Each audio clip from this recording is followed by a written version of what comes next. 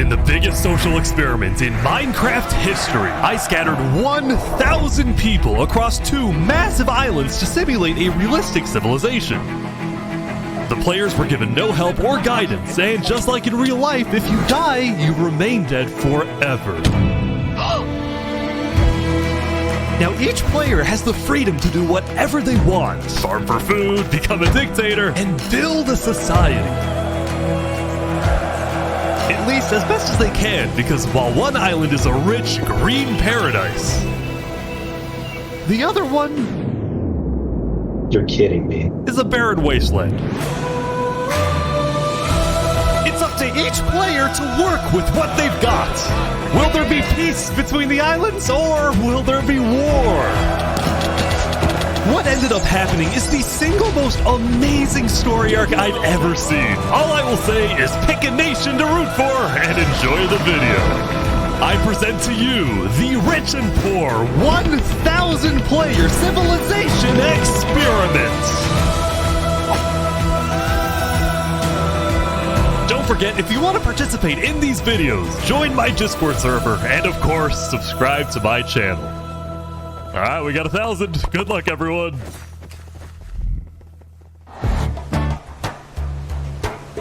It was the beginning of day 1, and all 1,000 players began to explore their new homes. What is this place? Before the first day, I had made everyone choose randomly between Island 1 and Island 2. And I didn't tell them that one of the islands, the first one, would be a barren wasteland. Hey, you guys having a good time? No.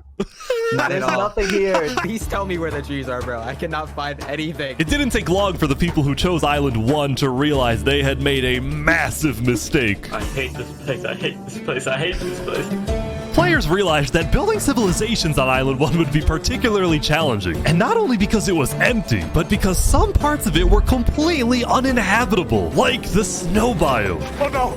No, no, no! Help! And right next door, a massive volcano that could erupt at any moment. Ooh, I'm not going down there. This volcano also happens to heat up all the water on the island. Okay. This killed a lot of people. Now, to begin building civilizations, the players needed to find a tree. Please tell me where the trees are, bro. Wood is an essential material, and without it, you really can't do anything. Now, luckily for Island 1, there was one tree on the island, and it was pretty big too.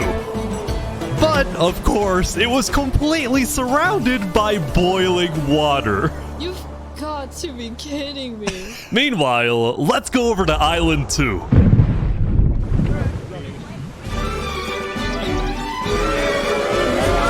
Hey guys! Life on Island 2 was beautiful. The terrain was green, the trees were plentiful, and the water was normal temperature. Open for business. Selling water? It's from the ocean. Are you trying to make me drink ocean water? No. The people on Island 2 immediately realized they had chosen the island of safety and wealth. You are literally a piece of gold. Yeah. The only real danger on Island 2 was the possibility of falling down from a tree as you're collecting wood. But some people found a way to even work around that. So you're planning to build a bakery. Yes, I am. And you're forcing your employees to go up and get oak? Oh, no. She forcing you to work up here. Hey, no. It's double carrots, triple carrots. I don't want say carrots. anything. I want fair working conditions. Also, because of the vast amounts of trees, people were very quickly able to craft tools that allowed them to mine underground. Hello, Saps. You doing okay? Yeah, I mean, this island's great. So many diamonds already. Yeah, Wow. look at this. Yeah, I'm loaded. Overall, the people of Island 2 were thrilled with their new home, thrilled with their wealth, and they were very optimistic about their future.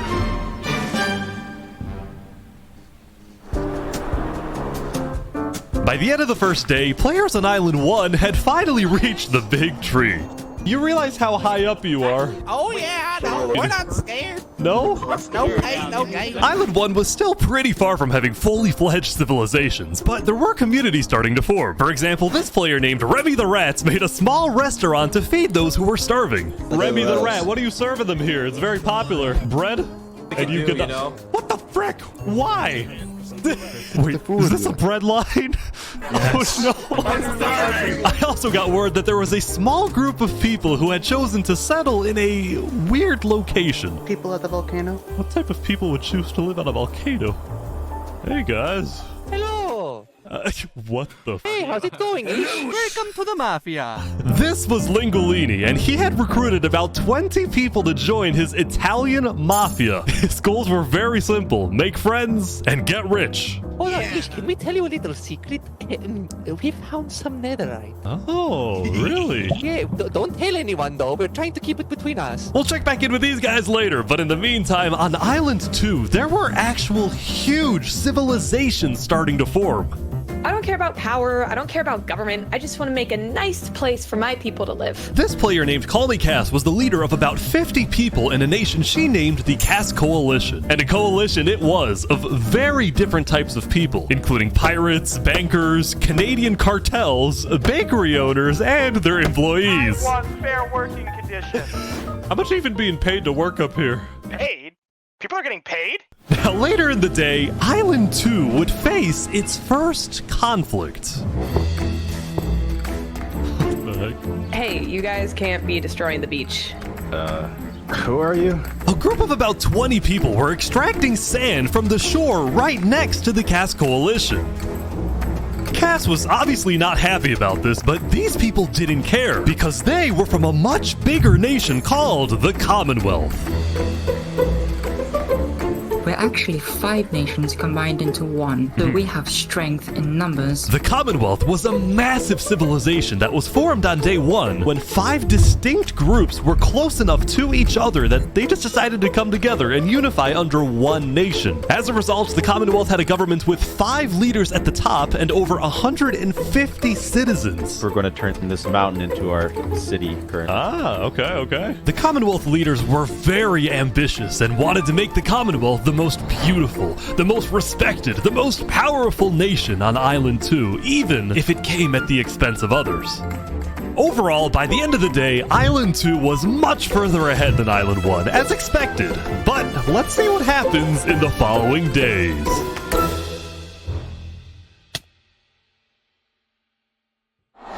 As players logged back in the next day, nobody was expecting that the beginning of day 2 would end up having one of the most consequential moments of the entire event. Revy the Rats was running his restaurant when he received a visit from a player named Spoon. Does anyone... Knight, I need food, I'm dying. Yo, Spood. Yep. I do have food. You're private, but I need food. Oh, God, I'm too kind. I care about everyone else before myself. It's such a problem. Now, this player, Spood, was a rising leader on Island 1. He was known for always giving away his own food. But some people started to suspect that Spood's supposed generosity was merely a method to gain popularity, to further his political ambitions. That is, until... Oh! Watch out, oh my God. Oh, he's a traitor. He was trying to assassinate Spoon. Spoon had survived an assassination attempt, which brought him exactly the attention he needed to cement himself as a legend on Island 1. People were drawn to him, and on day 2, Spoon used this leverage to establish an empire named Westhelm.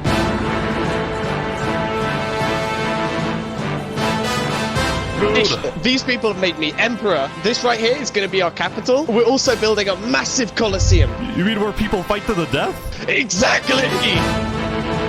Even though the people of Westhelm were still struggling with food and resources, their motivation to succeed was unbelievably high. Earlier, somebody tried to take my life. Someone with this face. But now, he's dead! For the first time, it seemed like the people of Island 1 had hope. The Ballad of Emperor Spoon, nearly killed by some dude. Island 1 was finally starting to develop civilizations, but not all of them were as motivated as Westhelm. Right next door, for example, was a cult named Nevermore that literally just boxed themselves in and wanted nothing to do with the rest of the world. Quoth the raven, nevermore. And honestly, these guys weren't wrong to be pessimistic. See, some of the people who chose Island 1 had secretly been hoping that when they finally make it underground, they would find troves of iron and diamonds. But instead, they only found a giant layer of lava that stemmed from the volcano and covered the entire island. This lava layer ended up killing a lot of people.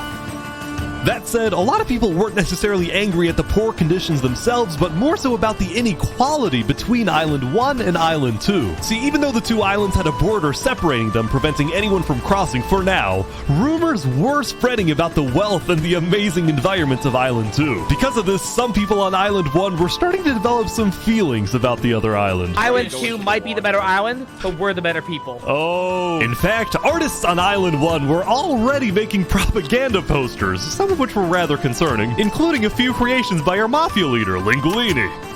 Speaking of Lingolini, there was some drama on the volcano on day 2. I just survived an assassination attempt. What? Whoa. Mamma mia, help me, I'm getting chased. Lego likes just attacked me out of nowhere and I had to run down the mountain. It was becoming a pretty common occurrence on Island 1 for people to try to rob or murder as a means to get food or resources. But Lingolini was not going to let that slide. Well, what are you gonna do about that then? I put the hit out on him. Everybody in the mafia knows that the Lego likes is an enemy of the mafia. But then, during our interview... Oh wait, who's coming out over here? There's some people coming down. Oh, those are people from Infernus. They're our allies. Oh, really? Lingolini had decided to share his volcano territory with a larger group called Infernus, whose main goal was to preserve and protect the sacred land of the volcano. I spoke with the leader, a player named Seneca, who described herself as the Queen of Infernus. We are a nation of the flame. We have to treat the volcano with the respect it deserves, and we hope we can work with Lingolini to do just that. Seneca and Lingolini agreed to protect each other in case of an invasion, and use the volcano's height and flowing lava to their advantage. If anybody tries to attack us, we'll kick them out like a Koopa shell. Now, speaking of invasions, on day 2, the Cass Coalition was approached by an army of boats. Crap. Guys, I think we're under attack. It looked like for some reason the Commonwealth was coming to attack. No, we can't fight this. We gotta run. Get everyone out. But after a few moments of panic, it turned out to be just a group of immigrants who had gotten lost. We are not here to invade, I swear. Oh, We're not here to invade you, we promise. Why are y'all here? It's you mother. But I didn't do anything. I just followed them. You brought them all. I didn't do anything. Okay. The leader of the migrants, a player named 3 Below Zero, profusely apologized for the scare, and then the migrants took off. What's going on, Cass? I know they didn't mean to do that. I'm telling my people not to worry. Glad to hear. Now, on day 2, players had finally realized that Island 2 was not technically an island at all, but an archipelago or chain of islands. The northern island was an optimal place to settle with open fields, trees, and wildlife. So naturally it had the biggest civilizations, including the Commonwealth, the Cass Coalition, and a huge kingdom named Tricolor ruled by a monarch named Jofiel. The red stands for the underground, the green for plains, and the blue for the coast. The center island, meanwhile, had pink cherry blossom trees and was the home of a small nation called Barbie Land. What is this? Life in plastic? Oh god. It's fantastic. Okay. And lastly, the southern island was big, but also extremely dense, flooded with jungles and swamps. As a result, nobody really wanted to stay there, although I did find one person. Saps, what is this? Can't you tell? This is my vacation home. How's this a vacation home? I don't see any lawn chairs or furniture. There's no roof. Hold your horses there, cowboy. It's not done yet. Saps was one of the few players who chose not to join any civilizations because he didn't want to get dragged into politics and drama. Still, he made lots of friends across Island 2, his best friend Flux actually being the second in command of the migrant group. Speaking of, 3 Below Zero and the migrants had finally reached their destination all the way up north. Now, other than accidentally invading the Cass Coalition, these guys seemed pretty insignificant. But little did people know, this new civilization was about to change the entire world.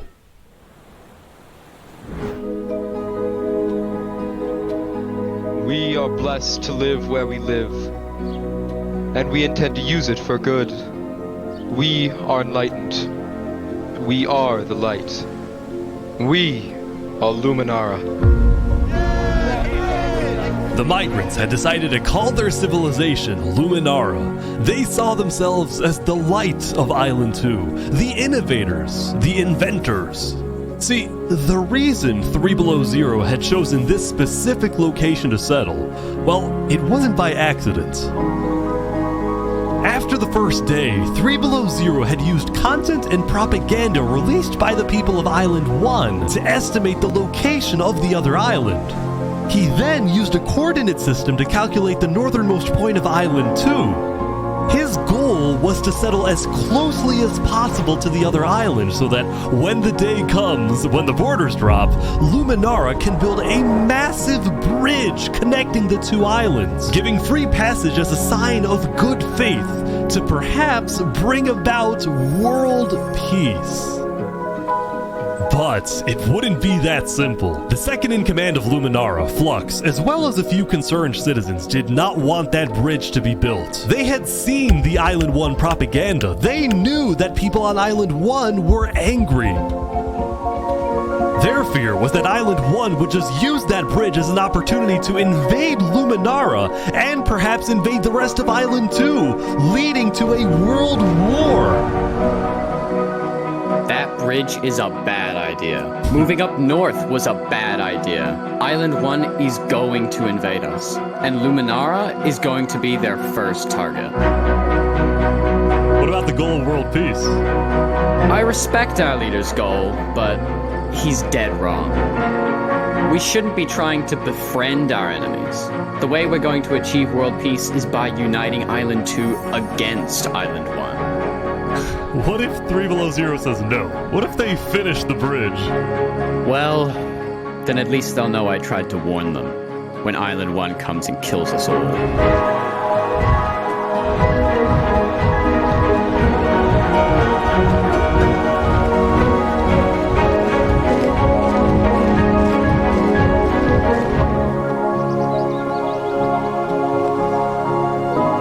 Day 2 came to an end. Tensions were rising, both within nations and between islands, leaving people worried about what's going to happen next.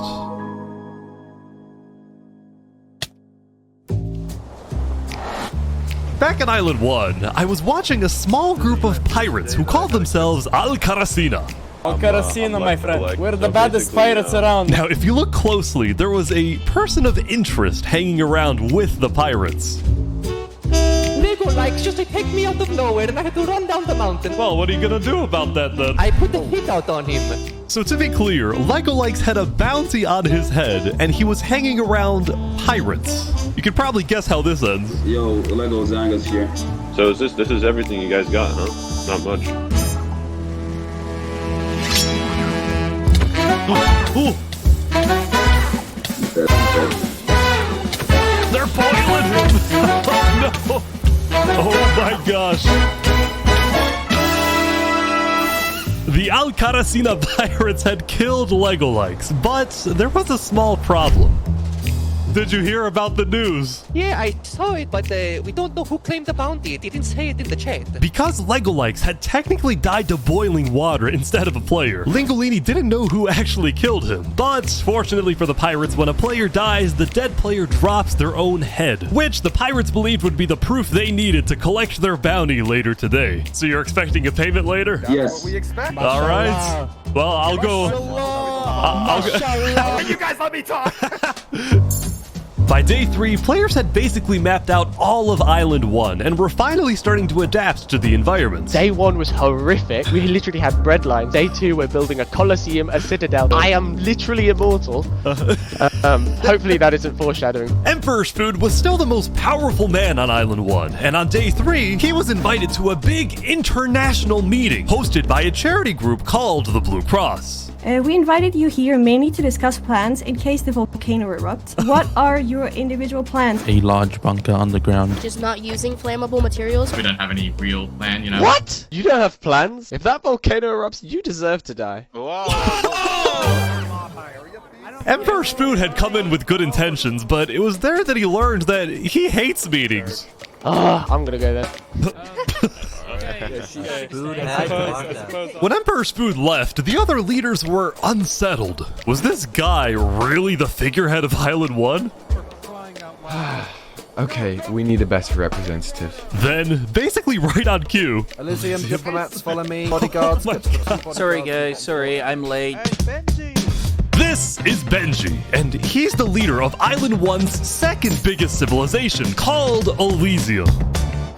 See, on day 2, Benji had discovered that toward the outer edges of the island, away from the volcano, the water isn't boiling hot anymore.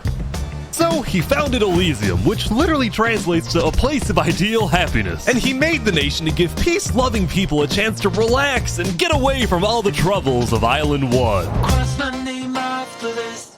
This is without rhyme or reason.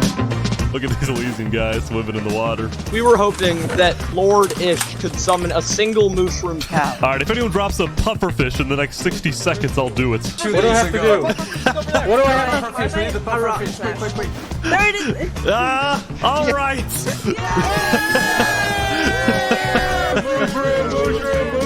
We can kill it for leather!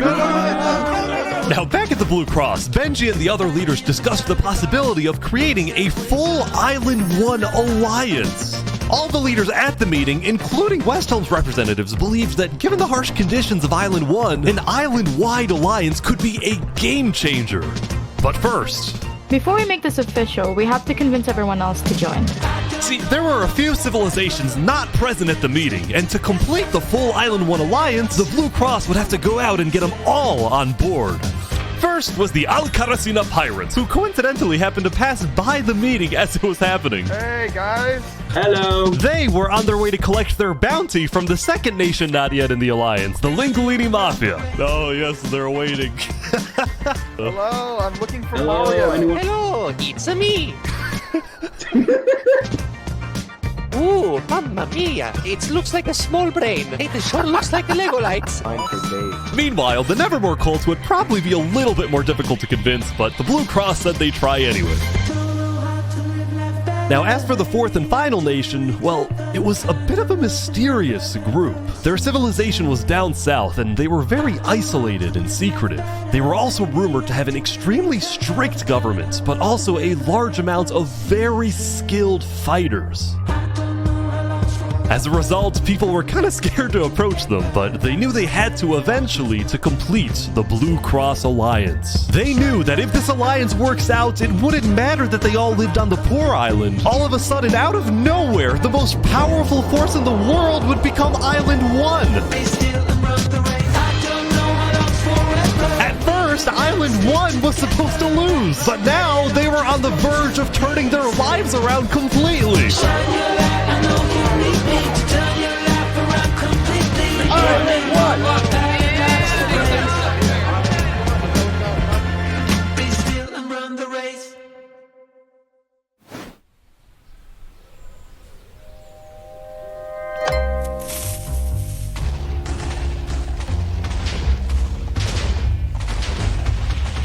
As you can see, there was a bit of commotion at the Commonwealth. They had just exploded their own land because of a miscommunication. What happened was one of the 5 leaders, Coraline, got the idea that the Commonwealth was planning to move east. So she started telling everyone to move.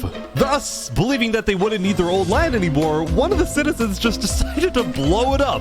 I thought we were moving. What? We're not moving. I'm surrounded by idiots. Overall, the Commonwealth was having trouble getting anything done because the 5 leaders were constantly fighting over power. See, there were 5 leaders, each with 1 vote, but because they were originally 5 separate nations, each with a differing amount of citizens, should the smallest faction's vote have the same weight as the biggest faction's vote? It is ridiculous that Armin's vote is worth the same as mine. I mean, I need about 50 people, and he has barely 5. Because of all the fighting and disarray, Commonwealth citizens started moving to other nations like the Cass Coalition. Cass's style of governing, letting people do whatever they want, was making her very popular with her people. I've been with Cass since pretty much the beginning, and she's established a democracy, a true one. Really focused on like letting everybody do their thing. But at the same time, the lack of any regulations had some unintended consequences, like players making strange and ugly buildings. So to solve this, Cass hired a building inspector. I have placed a lot of foundation for a glorious city, basically made out of stone. That way no one can burn us down. However, the building inspector did get a little power hungry. What's going on here? He said he's gonna demolish my house because it's not up to building code. Because it's not up to code. So then, citizens took matters into their own hands.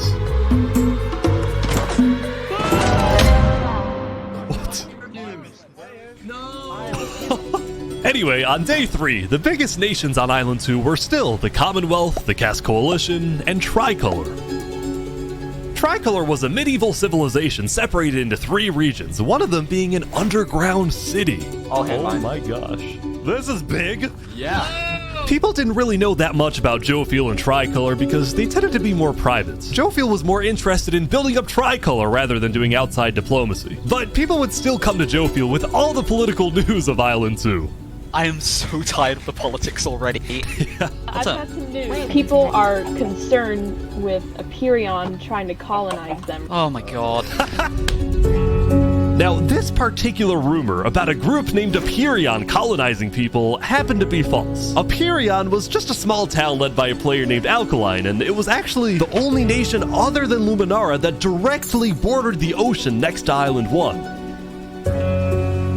That said, the rumor that Island 1 was uniting was true, which got some people worried, especially the 2 border states. So, Jofiel invited over all the major leaders and diplomats of Island 2 for an emergency meeting.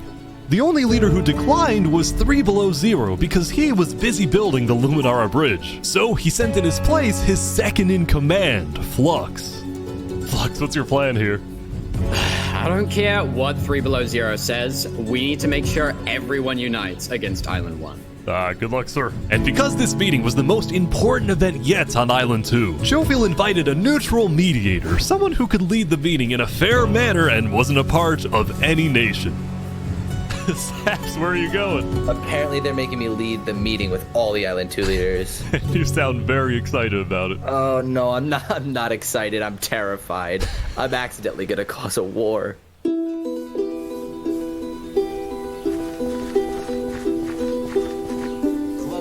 Alright, I think everyone's here. Welcome. Well, we at the great and mighty Commonwealth are looking forward to a productive conversation. Thanks, it's great. So, as the president of Aperion, I'm actually really worried about our town, which is why I'm proposing we all join a defense pact. If one of us gets attacked, all of us are under attack. Here. I can agree. Yeah, I like that. That's good. That's a good start, but if Island 1 attacks, say, Luminara, well, by the time you can even arrive to defend us, everyone at Luminara will already be dead. Which is why I think we need to focus our efforts on preventing an attack in the first place. An attack is inevitable. I'm just saying. Hold on, Flux. Let Jovial finish. Island 1 is starving. They're not going to attack us. They have bigger problems. And imagine for a second how quickly we could change their hearts and minds if, instead of treating them as an enemy, we send them aid. I think Joe feels right. We do the defense pact, but we also send aid to Island 1. Basically, we're ready for an attack, but we try our best to prevent it. I'm on board with that. I can agree to that. The Commonwealth agrees. Guys, no, this is ridiculous. Island 1 is literally making propaganda saying death to Island 2. They're jealous that we live in a paradise, and they're gonna invade us no matter what. And you wanna send aid to them? Guess what? They're gonna take whatever you send them, food, armor, weapons, and they're gonna use all of that against us. He might have a point. Hold on. Island 1 isn't evil. They're not savages. They just need help. You cannot be this naive. Well, there's a guy under the table. There's a guy under the table. Everyone is super on edge. They're worried about traps. Guys. Island 1 is united. They have hundreds of people all aligned in the same goal, to kill us and take our resources. If they decide to attack any single one of our nations, it'll be easy. All they'll need to do is walk ahead. which is why we need to either merge all of our nations right now, we all choose a spot and combine into one civilization.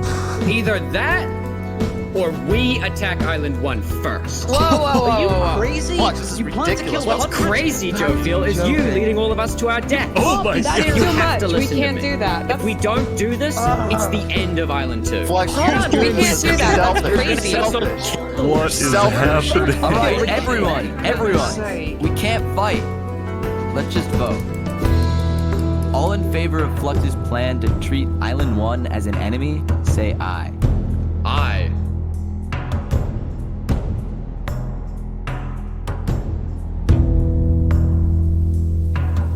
All in favor of sending aid to Island 1.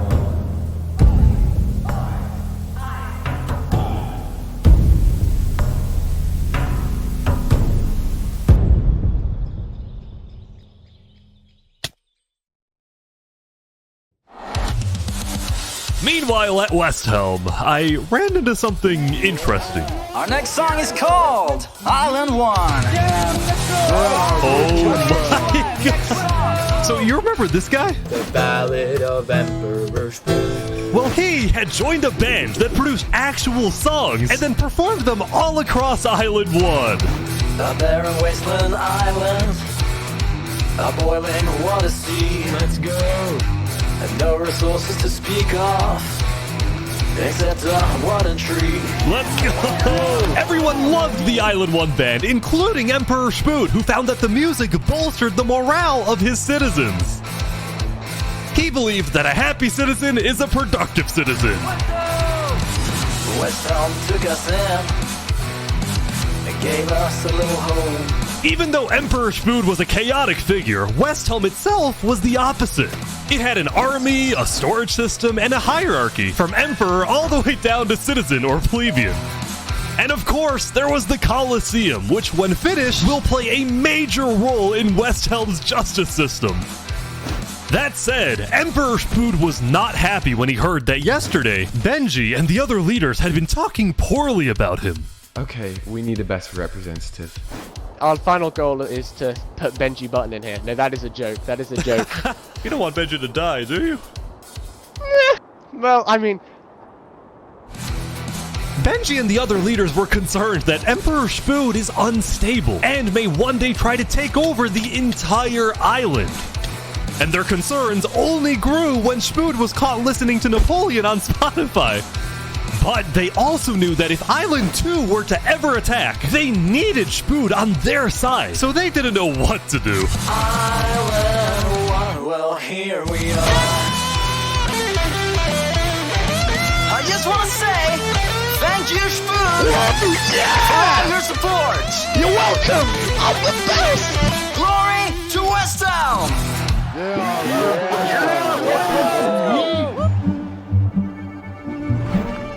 Meanwhile, Seneca, the Queen of Infernus, had decided to begin building a massive castle for her people, a beautiful home base that would hover directly over the volcano.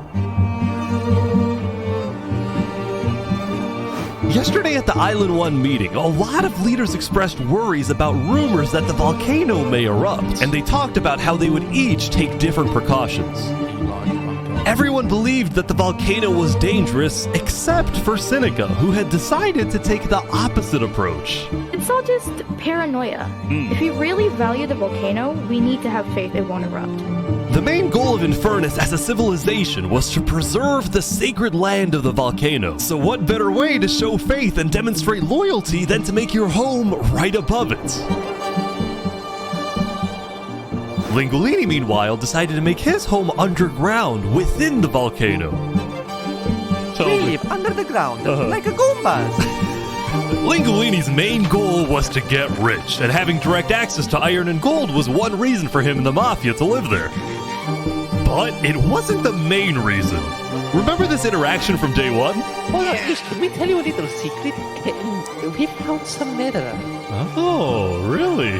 Scattered throughout the volcano were pieces of netherite, the rarest and most powerful mineral in all of Minecraft. Not even Island 2 had netherite. It was the single secret advantage that Island 1 had.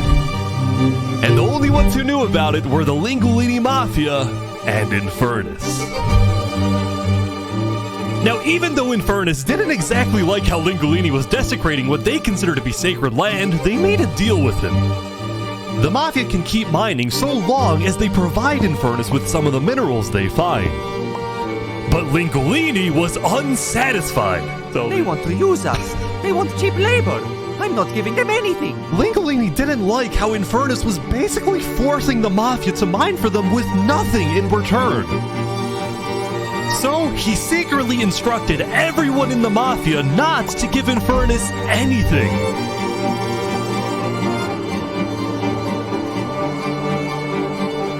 Lingolini's hope was that Infernus never asks for those minerals and forgets about the deal entirely.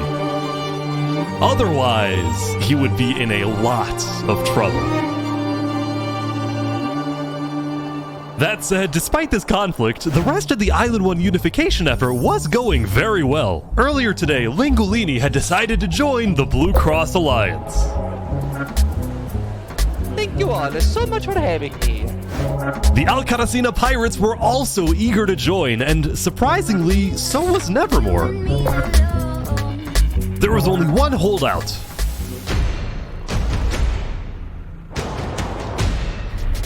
This mysterious civilization was called the Covenant, and it was ruled by a dictator named Turntap. How are you elected exactly? By a vote of the people or the vote of yourself? Elected? Turntap wasn't sure about joining the Island 1 Alliance because the people of the Covenant were generally skeptical of outsiders. They only took pride in their own nation, especially in their army, which was composed of really good PvPers who weren't above using torture to get their way. Are they drowning this guy? He's gonna die. Now, I felt a little bad for this player, so I threatened the Covenants. Covenant uses water torture. I'm reporting this to Sidefall News. No, don't go to Sidefall. So I went to the local news reporter. Sidefall, I have a story for you. I just caught the Covenant waterboarding one of their own people. Oh. Well, I'm paid off by them, so I don't really care. What? Dude, it's free money. You know what? It's called a business for a reason. It's not for profit, okay? Sidefall ran a news business with questionable ethics. He was also known for making up fake stories, writing things like, "The lava is rising," just to sell more papers. That said, earlier today, he had made a legitimate discovery that could devastate the entire island.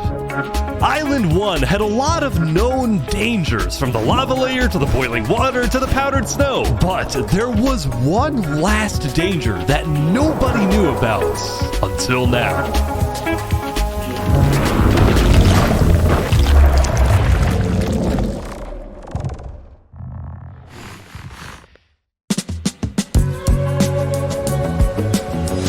Meanwhile, the people of Island 2 had spent the day building their civilizations and having a good time. Yesterday, their leaders had voted that whenever the border drops, Island 2 would send aid to Island 1, hoping this gesture would lead to peace. But not everyone agreed with this approach. It's the end of Island 2. When Flux returned home to Luminara, 3 Below Zero was furious at Flux for causing chaos at the meeting and for going against Luminara's values. 3 Below Zero, as the leader of Luminara, was actually heavily in favor of sending aid to Island 1. The whole point of the Luminara Bridge was to make peace with Island 1, not to start a war. As a result, 3 Below Zero demoted Flux from his position as second in command. I spoke with Legacy, a citizen of Luminara. Yeah, Flux has been gone all day. People here don't really like him anymore. Flux and his crew had spent the day building a secret bunker under the ocean, a place for them to hide if Island 1 attacks. And then Flux spent the rest of the day helping his best friend, Saps, finish building his home. Despite all the chaos, Saps still reached out to me after I was demoted. Mr. Mediator, what a good friend. Flux over here can be a little unpredictable, but he's my friend, and I know he genuinely wants the best for us. Even though Flux was much more ambitious than Saps, these two had become very good friends. So many diamonds already. Yeah, Whoa. look at this. Yeah, I'm loaded. But just as day 4 was about to come to a peaceful end, something happened that would change the course of Island 2 forever.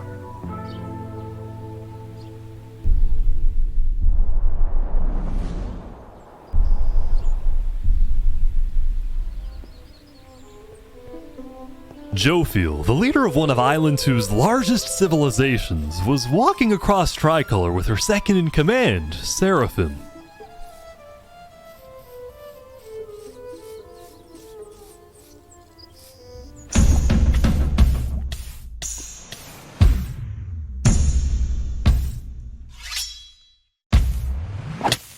Seraphim! What are you doing? What? No way. The second-in-command of Tricolor had just killed their own leader, and immediately all of Island 2 went on lockdown. What? Wait, what? What? Everyone was confused about what caused this to happen. They killed Jofiel. Why? After Seraphim fled, Tricolor was in complete disarray. That's our leader. Back at Saps' place, Flux told Saps it might be a good idea for him to call an emergency meeting with all the leaders. So, for the sake of the island, Saps agreed to host a meeting tomorrow. But for now, he and many others headed to Tricolor to help them restore order.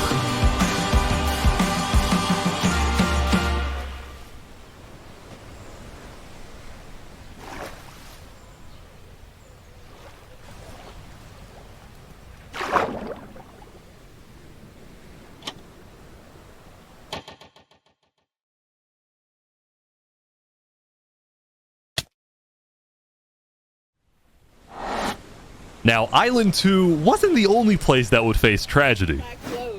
Oh, what? The leader of the Alcaracina pirates, Noble Bucket, died very suddenly. Alright, they sent me the footage of what happened. Oh, no. He doesn't know the lava layer's there. Oh! No. I think I'm dead. I think I'm dead. I think I'm... Oh my god. With world leaders dying left and right, the media had plenty to report on. The most trusted news company was from Elysium, called Daybreak Media. We're number one because we actually report the truth, unlike that bozo sidefall. And later into day 5, the news would get even crazier. For purposes of unity, the Covenant had finally decided to join the Blue Cross Alliance, thus successfully uniting the entirety of Island 1. But right away, the strength of this alliance would be tested.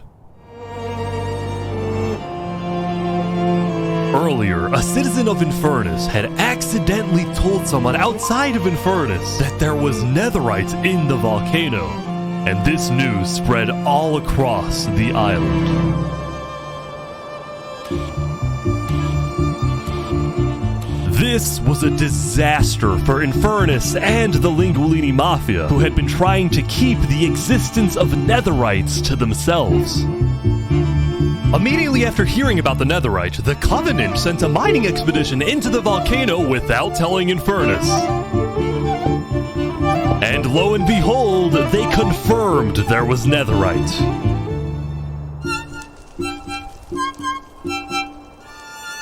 Because the Covenant had a scary reputation and a ruthless army, Queen Seneca of Infernus felt it was in her best interest to allow the Covenant to mine. But when other nations like Westhelm started asking if they too could mine in the volcano, Seneca said no. People are saying we're being selfish. They're the ones being selfish, trying to take our resources. Listen, Island 2 is rich. We are not. Now, with netherite, we actually have a chance of evening the playing field, but the volcano people are hogging it. Before any fighting could break out, the Blue Cross quickly reached out to all the leaders and told them to put this issue on hold. We're inviting everyone here tomorrow, so we can all talk this through peacefully. We're Island 1. We cannot afford to have a war over some mineral.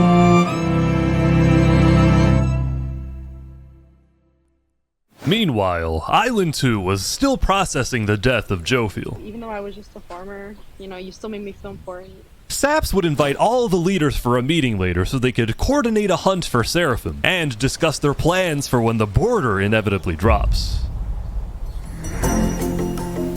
Now, after Jofiel's death, Tricolor had lost a lot of its power, which left the island with really one dominant nation, the Commonwealth. But remember from day 3 how the 5 Commonwealth leaders were in constant fights with each other? It is ridiculous that Ahmed's vote is worth the same as mine. Well, this all came to a head on day 5 when one of the leaders was caught plotting to take control of the entire Commonwealth. So, another Commonwealth leader then paid an assassin to, well... Oh my god! Oh my god! Wolfram's dead. What? We just witnessed murder! After this, people from the Commonwealth lost even more faith in their governments. This Commonwealth citizen went to the Caste Coalition to complain to Caste directly. I got information that there might be netherite on the other island. My leadership said, quote, netherite is useless. Netherite is, of course, not useless. I think that's a foolish statement. As the Commonwealth erupted, the Caste Coalition thrived. But they did have their own problems. Is this your employee? Yes, he is. That implies I get paid. Is he not getting paid? Skip out on work. You hear this woman? Earlier, What Daddy had ditched work to attend a party in Barbie Land. So as punishment, his employers forced him to risk his life and chop down one of the tallest trees in the Caste Coalition. He's asking for help. You have to yell louder. I can't hear you. You're so far up. You have to get closer to the ground. Oh!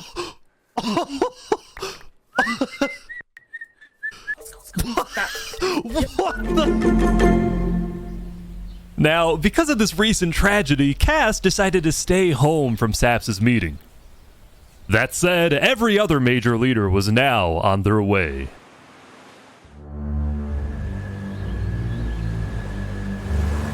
As the leaders and representatives arrived, there was one person who would be notably absent, banned from attending the meeting. Before the meeting started, Flux called me to his underground bunker because he had something, quote, important to tell me. Flux, what are you gonna do? Well, first, let me just explain. I'm not allowed to attend this meeting because the leaders of this island are utterly incompetent. They can see that Island 1 is gearing up to invade us. And their response is, let's give Island 1 more gear. It's completely brainless, and it's going to result in all of our people dying. So, you got a plan? I had a plan, but nobody listened. They all voted against it. Look, we can still save this island, but the current leadership has to go. What do you mean, has to go? Has to go. Removed. And I'm done waiting. It's gonna happen today.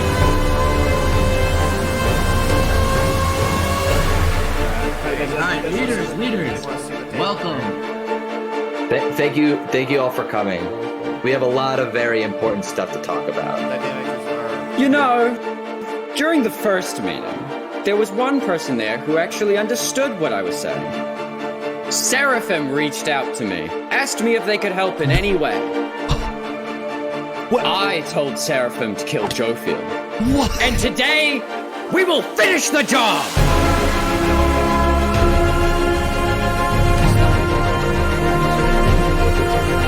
Wait, so Seraphim gets there. What actually happens next? Something I didn't want to do, but something that needs to be done. I'm going to save this island by any means necessary. I would like to bring you to the table. If you agree with full KOS on Seraphim, please say aye. Aye. Are you sure this is gonna work? I don't know, but we have no other choice. Alright, so I have something to say. Is there a possibility, any possibility, that the assassination of Wolfram and the assassination of Jofiel by Seraphim is any way connected? Is there a conspiracy going on right now? Do we think that's a thing? Are leaders safe? I have reason to believe that leaders are not safe. Flux, do you feel any guilt doing all this? Well, part of me feels bad for Saps. I also don't think the leaders are safe. What do you mean you feel bad for Saps? He has no idea what's about to happen to him. But if you had to betray one person to save 1,000, would you?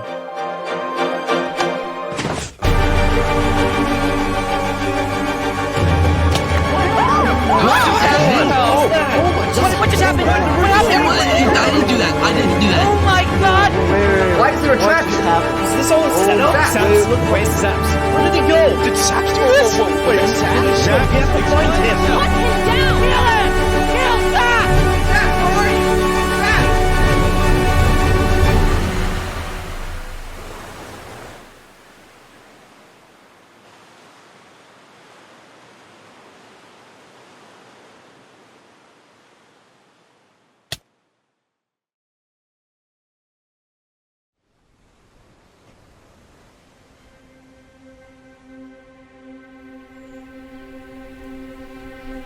It was a new day, and Island 2 was in shock. On day 4, when Saps was in Tricolor helping the people after the death of Jofiel, Flux and his crew had built a trap in his roof. And Saps did not know they had done this. He had been framed by his friend Flux, used as a scapegoat for Flux's plan. But because they had to rush to build the trap, it actually wasn't fully successful. Some of the dripstone, including the one meant for 3 Below Zero, had failed. But overall, the trap still killed the leader of Aperion, Alkaline Alk, a leader of the Commonwealth, Coraline, and 4 other very high-ranking officials from across the island. The people of Island 2 were devastated, confused, and angry. Our leader's dead. What just happened? After the trap went off, Seraphim was immediately caught and killed. Oh! We're in a Tricolor. But when more people found out about how exactly their leaders died, their anger wasn't really towards Seraphim, but toward the person they believed was behind it all, Saps. And it made sense. Saps knew he'd be hosting leaders at his home. It was his roof that had a secret trap. A trap that happened to fit perfectly into the design of the roof. Saps was about as guilty as it was possible to be. With that, all the major Island 2 nations, from the Commonwealth to the Caste Coalition to Tricolor to Luminara, declared Saps to be hunted down and killed, while Flux got away with it all. If you had to betray one person to save 1,000, would you? And on top of all of this, at the beginning of day 6, it was announced that tomorrow, on day 7, the border between the 2 islands will finally fall.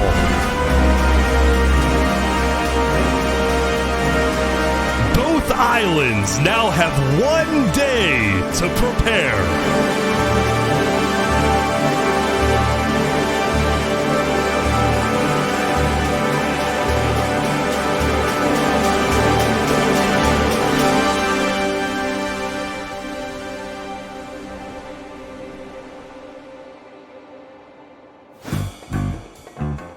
Now, when the people of Island 1 saw the chaos happening on the other island, most just didn't really care about it. A lot of the hatred against Island 2 that was popular in the early days had faded away. That is, except for this player named Oppenheimer, who was determined to take out Barbie Land because in 2023, the Barbie movie had outsold the Oppenheimer movie. I'm building a nuclear rocket that will make yesterday's chaos look like child's play. But when Oppenheimer tried testing his nuke, it went up, and up, and up, and was never seen again. Now, Day 6 did present some new challenges for some of the civilizations. For example, at Nevermore... What is this? What are you doing up here? I got voted out because they hate me. Oh! Come on! No, jump! What about me? I can shoot. No!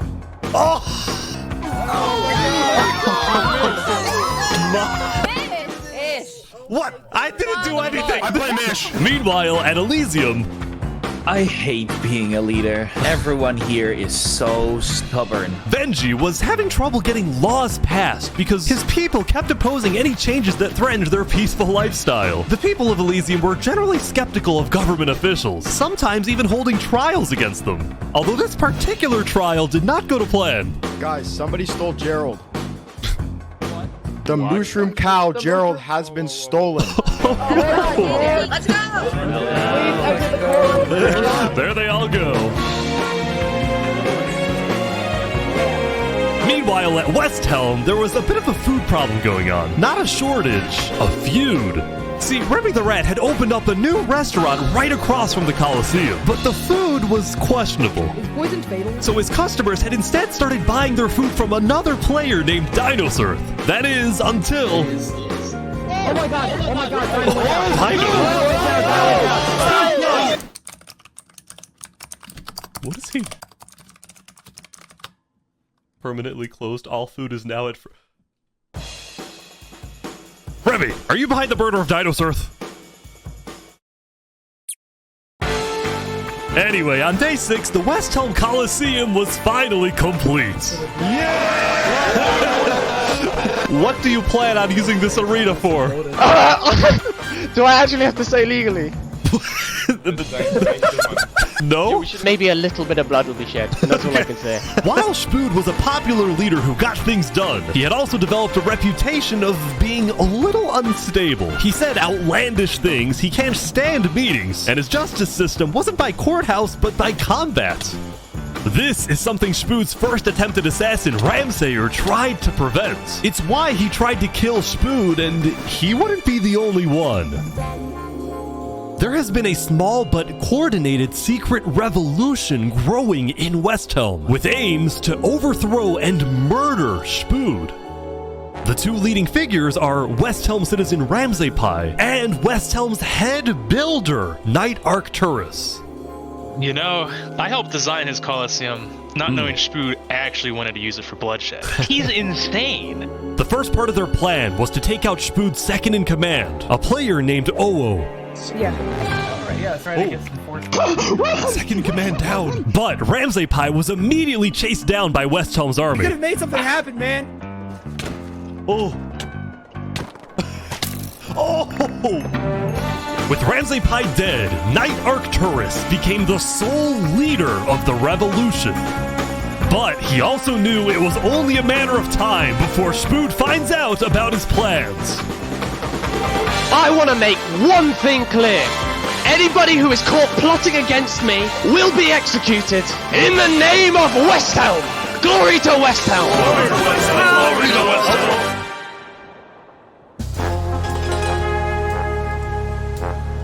Now, before the border drops, the Island 1 leaders all met to discuss what to do about the Netherites in the volcano.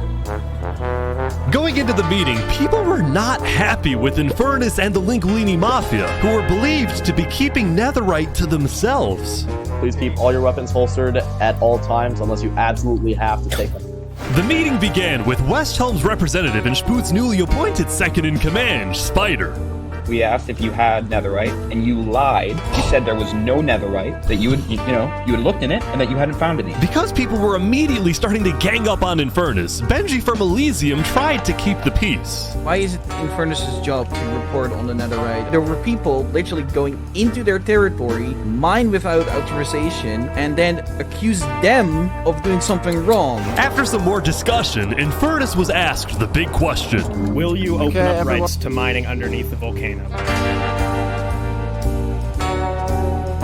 It is still our land. It is still the place where we live. And of course, things like trade are important, but in terms of opening up the volcano, it is an adamant no.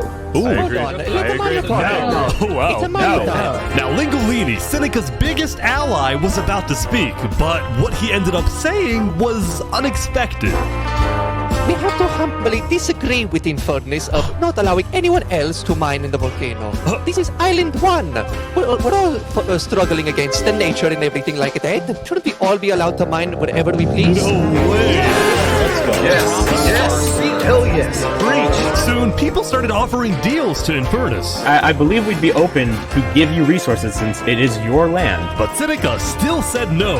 The volcano is still our sacred land. We don't want hundreds of people there mining and ravaging it. As a result, Lingolini went even further. On the day one, Mario was here first on the volcano, and we're able to mine there, but it's not fair that no one else can mine. While your queen is over there with the diamond boots, some people don't even have any armor. Oh, better boots, man. Eventually, people started using scare tactics. That volcano is insanely active right now. It will most likely erupt within the next 2 days. I doubt it.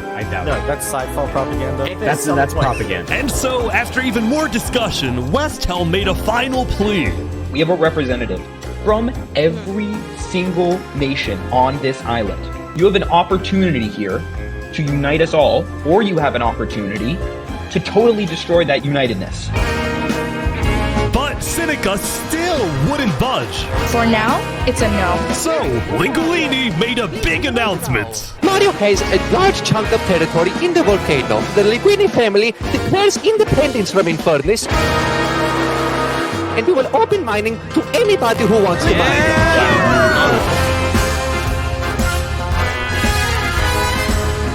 Seneca's leaving?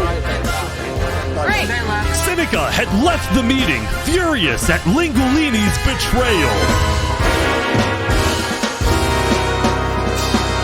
I wish we had a better outcome, but this meeting's adjourned.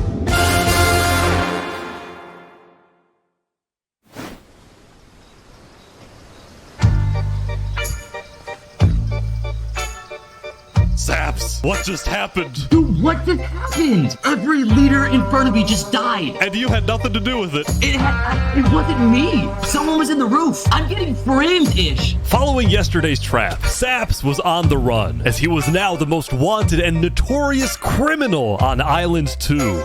I'm screwed. What am I supposed to do? He had no choice but to hide amongst the dense jungles and swamps of the southern island. But he also knew that the longer he hid, the more guilty he looked. So earlier, he had decided that he would turn himself in under the condition that he is given a fair trial. Flux, meanwhile, was satisfied with the success of his plan, but it wasn't over quite yet. We got 2 leaders left to kill. Call me Cass, and of course, the guy who demoted me. And because Seraphim was dead, Flux sent another member of his crew to take care of the job. Oh no. Oh no. There we go. To the world, this looked like yet another senseless assassination. But to Flux, it was the strategic progression toward making the people of Island 2 paranoid. So paranoid that they wouldn't trust anybody, and especially not Island 1. In fact, the new leadership of Tricolor was already preparing for Island 1 to invade. I think we should secure our nation, make sure we have plans when inevitable war and fighting starts. Sending aid to Island 1 was officially off the table, and the construction of the Luminara Bridge had come to a stop. After all these days, Flux's plan was finally working. Now, the Cast Coalition, meanwhile, hosted a diplomatic meeting on Day 6 to try and increase the morale of Island 2 before the border drops, although Cass herself was too scared to attend the meeting. And I want to enter, but my members are telling me not to because there was an attempt on my life yesterday. Right. Because Cass was one of the last remaining major leaders on Island 2, she now had guards with her at all times. Here, I'll trade you armor. Why? I want to make sure you guys do not die. Please don't die. That said, everyone would soon be tuning into the trial of Saporada to find out whether Saps will be freed or executed. Several nations argued over who would get to host the trial, but the Commonwealth ended up winning. We've made this beautiful venue to show the world that the Commonwealth is still the strongest. But first... Down in the mud, all been searching for something. Down in the mines. Why is it up here? They're moving the warden up. No. No, they're not. Wait, can you come up? They're bringing it to the surface.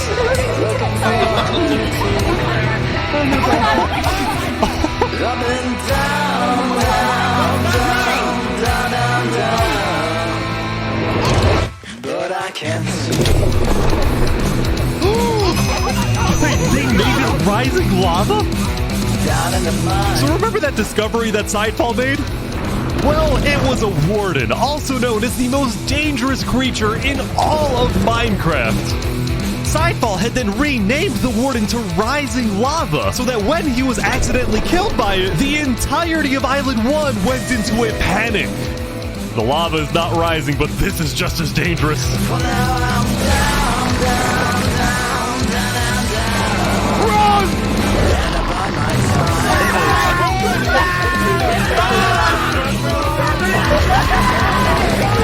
The warden had been unleashed onto Island 1, going from place to place, terrorizing civilizations.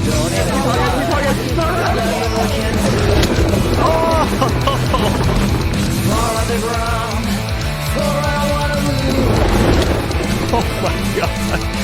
Dude, how is anyone gonna stop this? Until eventually it got to West Helm. But the West Helm army was ready. Underground.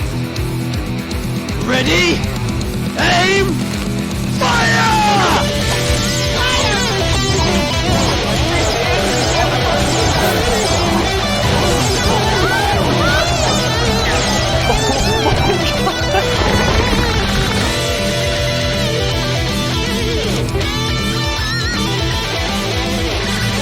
Come on!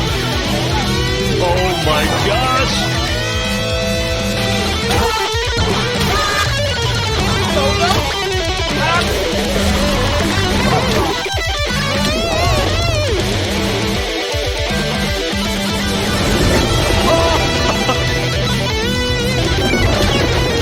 Welcome to West Helm.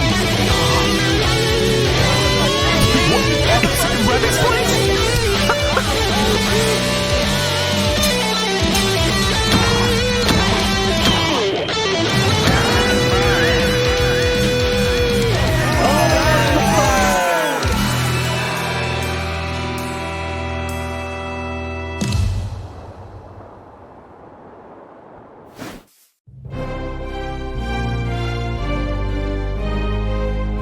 The defendant Saparata is accused of 7 counts of murder, including the murder of Joe Field, the murder of Alkaline Elk, and the murder of our very own Coraline. I will hear the prosecution's argument, followed by the defense, and then I shall make my ruling. Okay, guys, I feel really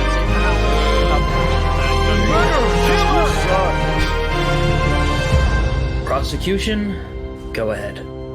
Your Honor, Saps constructed a meeting hall which contained the deadly trap, pointed at everybody but himself. As a prelude for the meeting, he had his accomplice, Seraphim, assassinate his leader before running to the trigger, ready to pull the trap. He then fled the scene after the trap went off, just long enough after faking his surprise. He is not only a cold-blooded murderer, but a terrorist. The prosecution then called a survivor of the trap, Zekor, to the stand. We know, after investigating, that only one seat had no trap. Can you identify who was sitting in that seat? It was Saparada.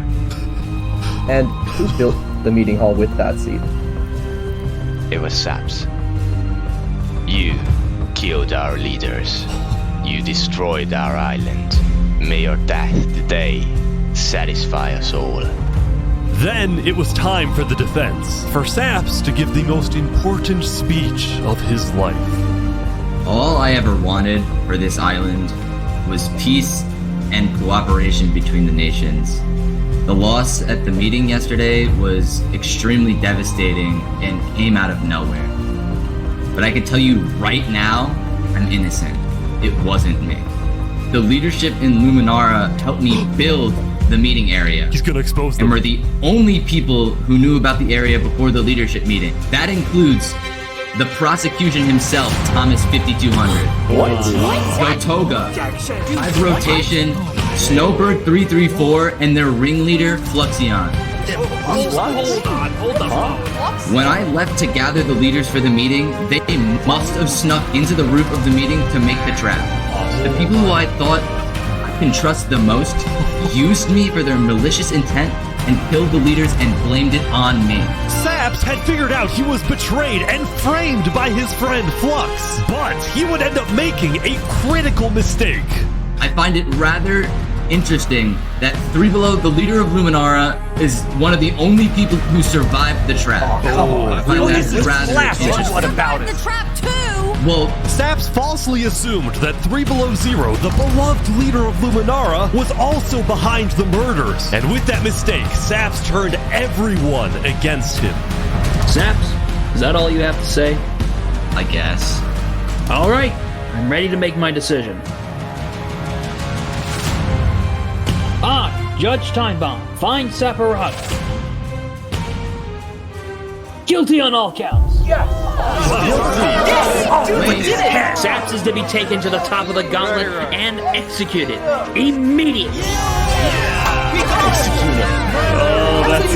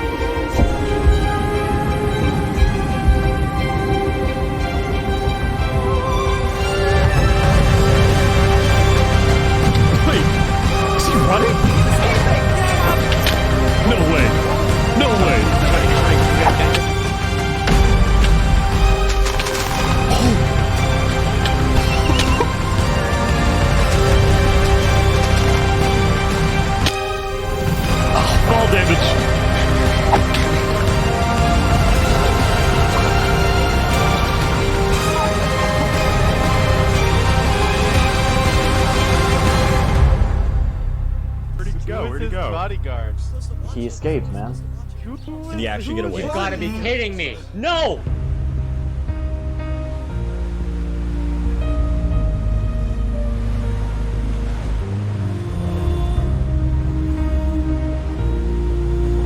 You killed our leaders. You destroyed our island. Murderer. Guilty on all counts. Disgrace to all of the island. Saps, why did you do this?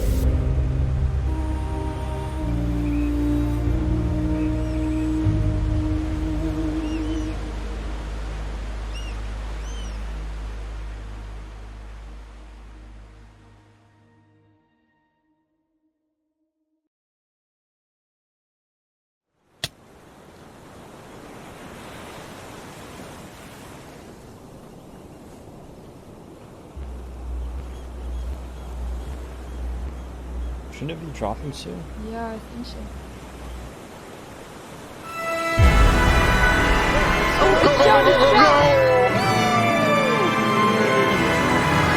It was day 7, which means the border had officially dropped. At first, people were kind of in awe. Whoa, this is beautiful. Going from one island to another after all this time was a major culture shock. Is this Island 1? Whoa! And as expected, Island 1 people immediately started taking resources from Island 2. They're taking the sheep. But the flow of resources wasn't all in one direction. Probably gonna take some gravel back to Island 2. We don't have a lot of it. Still, as people from the two islands started meeting for the first time, they were surprisingly friendly to each other. Like these two who made a tunnel connecting the islands from underground. This is amazing! We've linked Island 1 and Island 2. For the longest time, Island 2 feared an invasion by Island 1. But on day 7, that fear completely disappeared. It became very clear that Island 1 had no interest in war. Instead, they were just happy that they could finally enjoy Island 2 for themselves. The water isn't boiling. That said, at the beginning of day 7, Lingolini made a big decision. He had decided to move out of the volcano and relocate his entire mafia to Island 2. See, this is much more organized than Island 1. After yesterday's netherite meeting, which got a little heated, Lingolini had legitimate fears that Infernus might seek revenge against him. So, hoping to live a more peaceful life, Lingolini went far away and settled in the Cass Coalition. So you're the leader of a mafia, I've heard? Yes, we are, but we might do some rebranding over here. Are you guys, like, violent? We weren't violent much, but we have done some political talk that has not been taken well, which is the reason why we're here. Sensing potential danger, Cass decided it was best for Lingolini to set up his home outside the Cass Coalition. That said, the Cass Coalition was now bigger than ever before. On day 7, Cass hosted a funeral for the deceased Wood Daddy, and over 100 people across both islands showed up. We are gathered here today in the cherished memory of Wood Daddy, a beacon of kindness in our community. While Cass's influence grew, the Commonwealth was in shambles. Saps' trial yesterday was a disaster for the Commonwealth. Island 2 had entrusted the Commonwealth to run the trial of Saps. So when Saps escaped his execution, people lost all faith in the Commonwealth, which at one point was the most powerful civilization in the world. On day 7, most of the Commonwealth leaders resigned, leaving just one player, Sitzkrieg, as the sole ruler of the Commonwealth. We're actively searching for Saps right now. We will restore honor to the Commonwealth. One of Sitzkrieg's biggest goals was to find and kill Saps, but his other big goal was to regrow the Commonwealth's population, which by this point had shrunk by a lot. So he sent out a lot of public invites, especially to the people of Island 1, and it actually did work, until one of the people who moved in was Knight Arcturus, the lead builder of Westhelm, who had to flee from Westhelm because Spood had found out about his secret plans for revolution. Yeah, the Commonwealth is letting us hide out here. So as long as Spood doesn't find us, we should be okay. Speaking of fugitives, the world's biggest fugitive, Saps, was back to hiding in the jungle after miraculously escaping from his trial, although his spirits were quickly fading. Everyone thinks I'm a murderer. I just don't know what to do anymore. Saps knew that Sitzkrieg and the Commonwealth soon planned to scout the entire southern islands to hunt him down. So on day 7, Saps decided that his best bet was to leave his home island and flee to Island 1. But it wouldn't be so easy.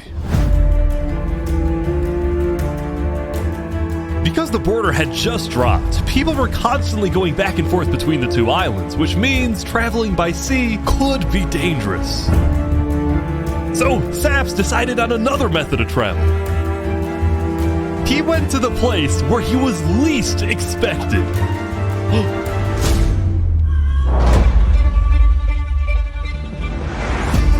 He's trying to use the bridge. No way. No way.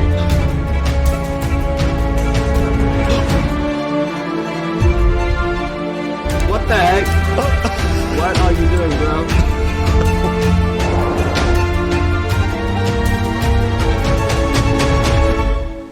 Island 1.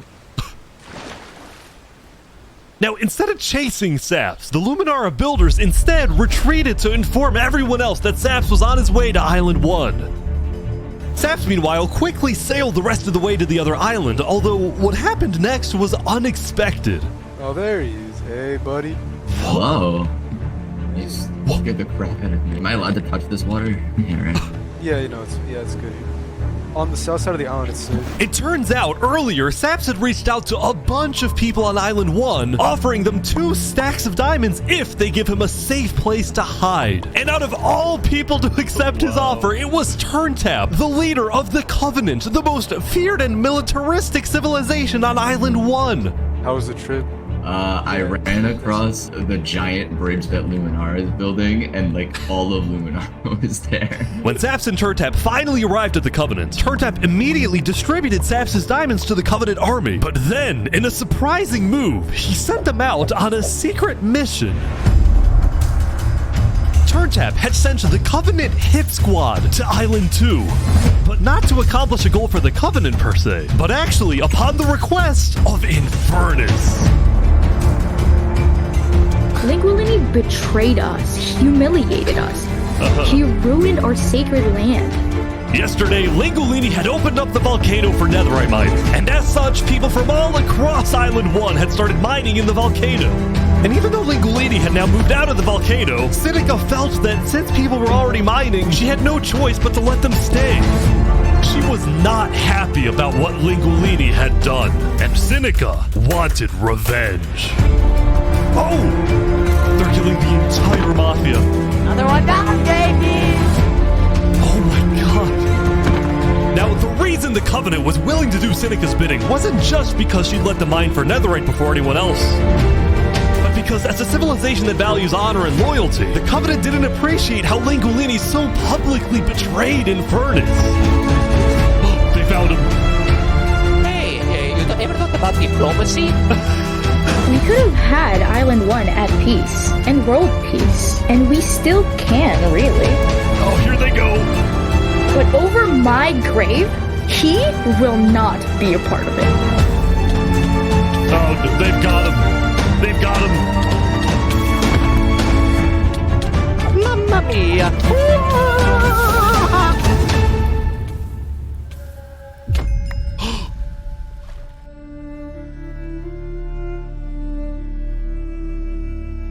The Covenant had massacred the Lingolini Mafia.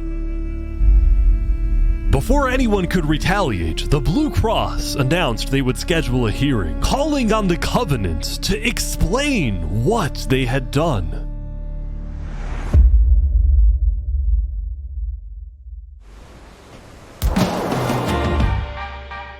Howdy, Flux. Oh, you got some fancy armor now. Yeah, got it from Island 1.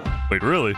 Earlier today, Flux and his crew had gotten their hands on a super rare armor trim by trading with the Covenant, who had picked up the armor trim from the Warden when it died.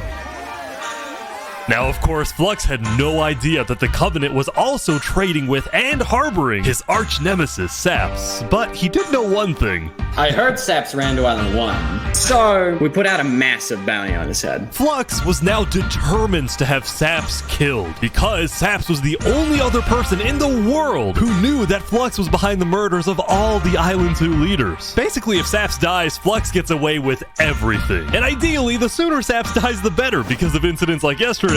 That includes the prosecution himself and their ringleader, Fluxion.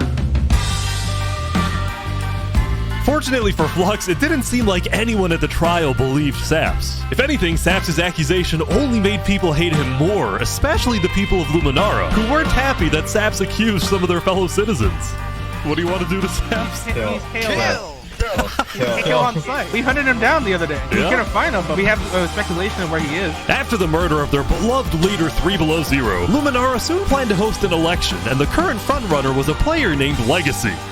Me and my parrot, we've just been going around to different houses, knocking on doors. I think we're gonna win this thing. For a moment, Flux also considered a run for leader, although he had basically already accomplished everything he wanted to do. Look, no matter what people say, Island 1 was planning to invade us. They would have just walked right ahead. But now that we have stronger leaders, more cautious leaders, they're not gonna do that. We have world peace. And not because of a bridge, but because of me.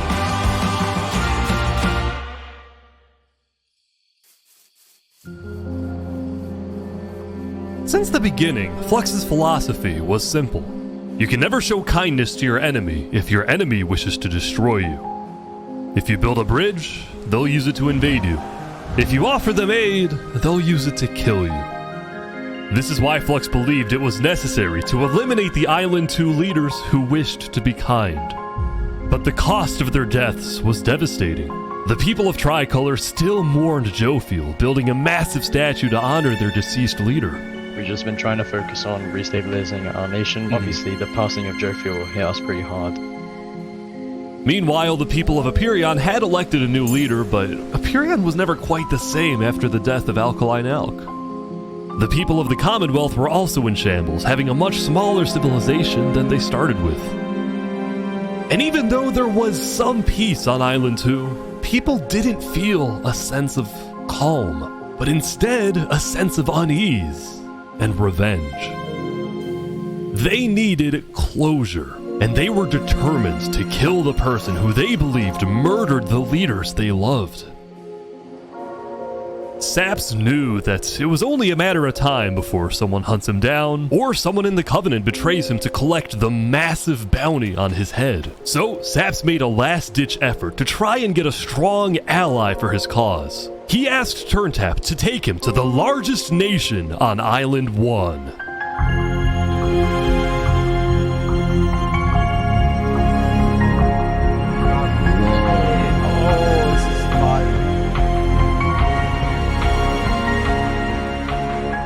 But on their way to the West Helm Capitol building, they ran into a citizen of Aperion from Island 2 who recognized Saps. Oh, hey. Is there a problem here? Neutral ground. Uh-oh. Skating on West Helm territory. Uh-oh. Okay. We will walk by in peace. Good call. Saps and his crew then entered the Capitol. Can I speak to the glorious leader of West Helm, please? Yeah, I'll go grab him. Hello. The Covenant leaders brought me. Can we have a meeting? I'm not gonna lie, Saps. You coming to me asking for a meeting after what happened last time, even if it wasn't to do with you. Listen, I just want to talk. What about what? At least explain, because I'm innocent. Saps, I'm sorry. No.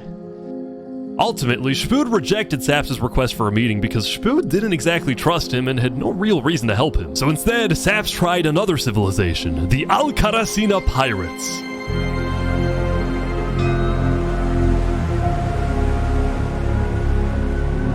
Although when he arrived, things felt a little off. Now, since you're here, you have to drop all your gear. Well, about that. Wherever you think is the safer option. At the end of the day, I don't want any of you guys to get killed for something that I'm being framed for, you know? But then, suddenly...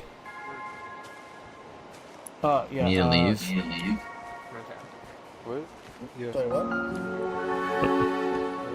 Where's he going? Turntap had realized that the pirates were planning to kill Saps to collect the massive bounty on his head. So he told Saps to run. What's going on? 1 sec, you gotta go back to Covenant, like, immediately. We probably shouldn't have come out here. Now, on their way back to the Covenants, Turntap suddenly started acting suspicious himself. Are we safe? Is everything fine? What's going on? We need to go back to Covenant right now. You need to tell me what's going on or I'm not coming with you. Dude, either, like, you can handle this on your own, or, like, just... Here, I'll explain to you on a sec, just come on. Listen, it's hard to trust people right now, so I'm putting a lot of faith into you. This is so suspicious. As Saps ran, he pondered his choices. Either he puts his life in the hands of Turntap, who may be wanting to kill him and collect the bounty for himself, or he runs away. Now.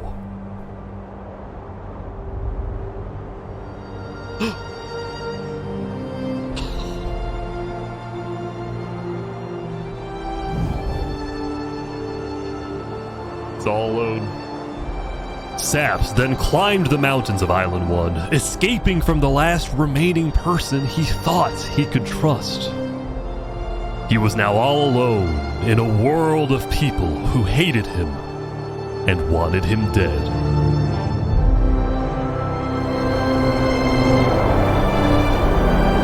And so he ventured into the snow. Started collecting blocks. Saps, what are you doing? I can't trust anybody. Flux won. He completely won.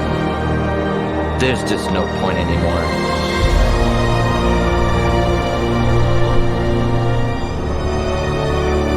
On day 7, Saps built a tower in the tundra, a monument for people to remember him by, and he planned to jump off.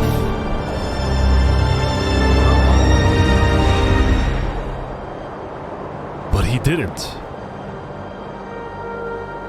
If I have to die, I'm gonna make sure he does too.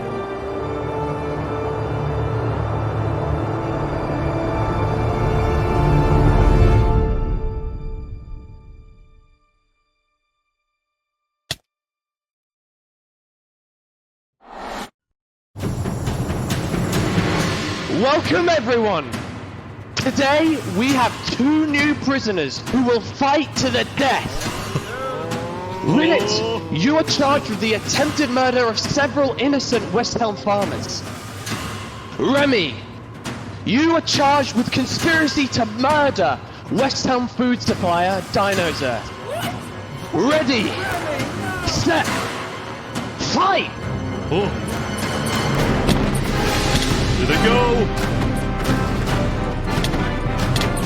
But then swing! Wait, some guy jumped in! The heck?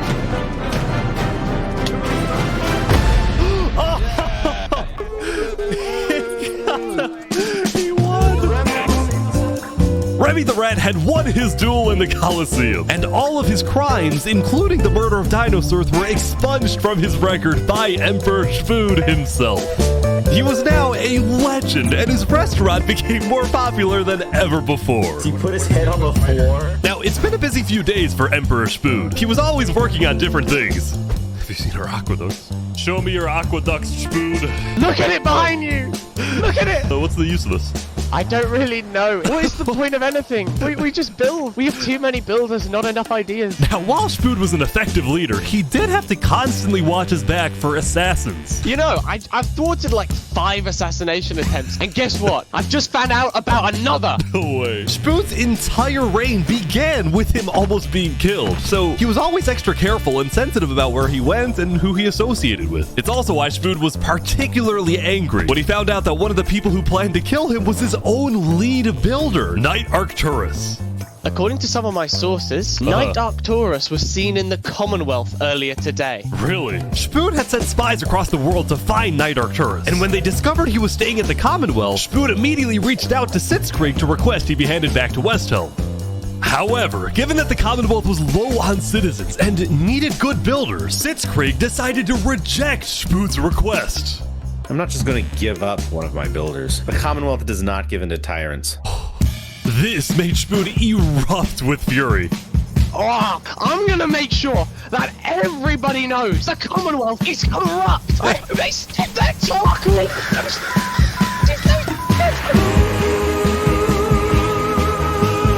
And so Shfood went around telling everyone about how much he hates the Commonwealth.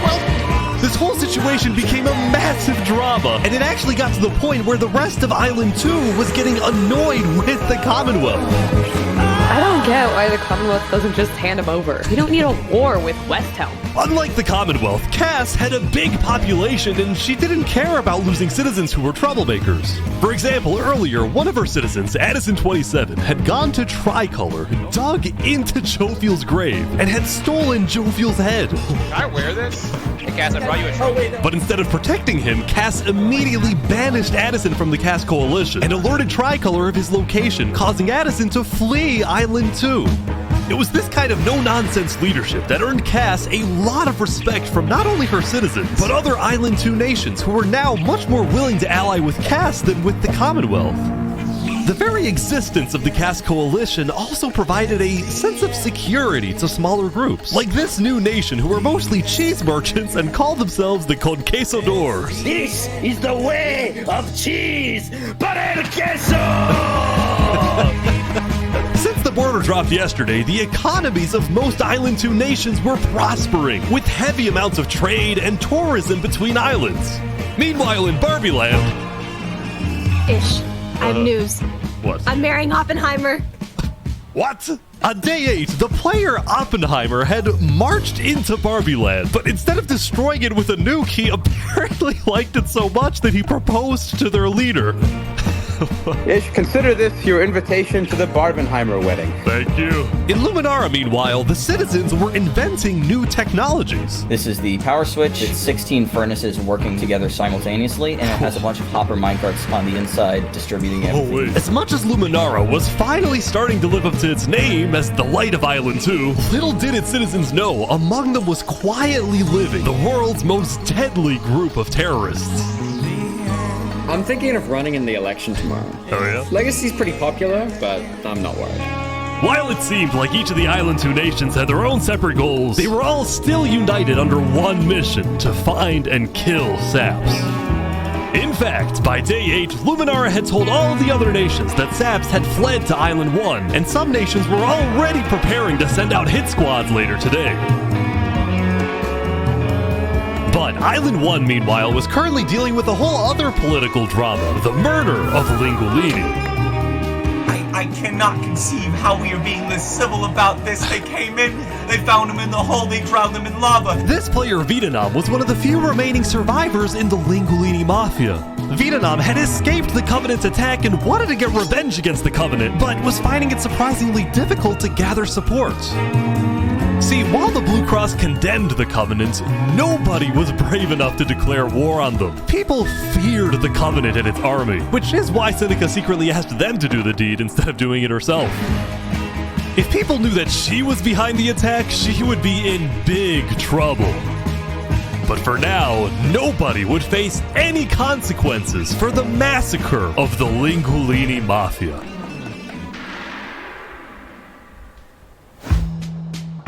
Going back to Westhelm, on day 8, Emperor Spood was really only thinking about one thing: how to get revenge against Knight Arcturus.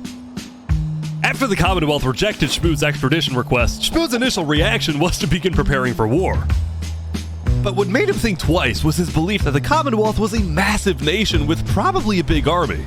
Spood also knew that declaring war could risk the entirety of Island 2 coming to the Commonwealth's defense, and maybe launching a counterattack on Westhelm. So, Spood decided to change strategies. He instead decided to try and bait the Commonwealth. See if he can make them angry enough to do something rash. Something bad enough that would allow Spood to then declare war and have everyone's support. And Spood knew exactly how to make the Commonwealth angry. He invited back to the Westhelm capital the one person he knew the Commonwealth hated the most. Can we make a deal? We're running out of time. Saps is back, and Turntap's here too for some reason. This is interesting.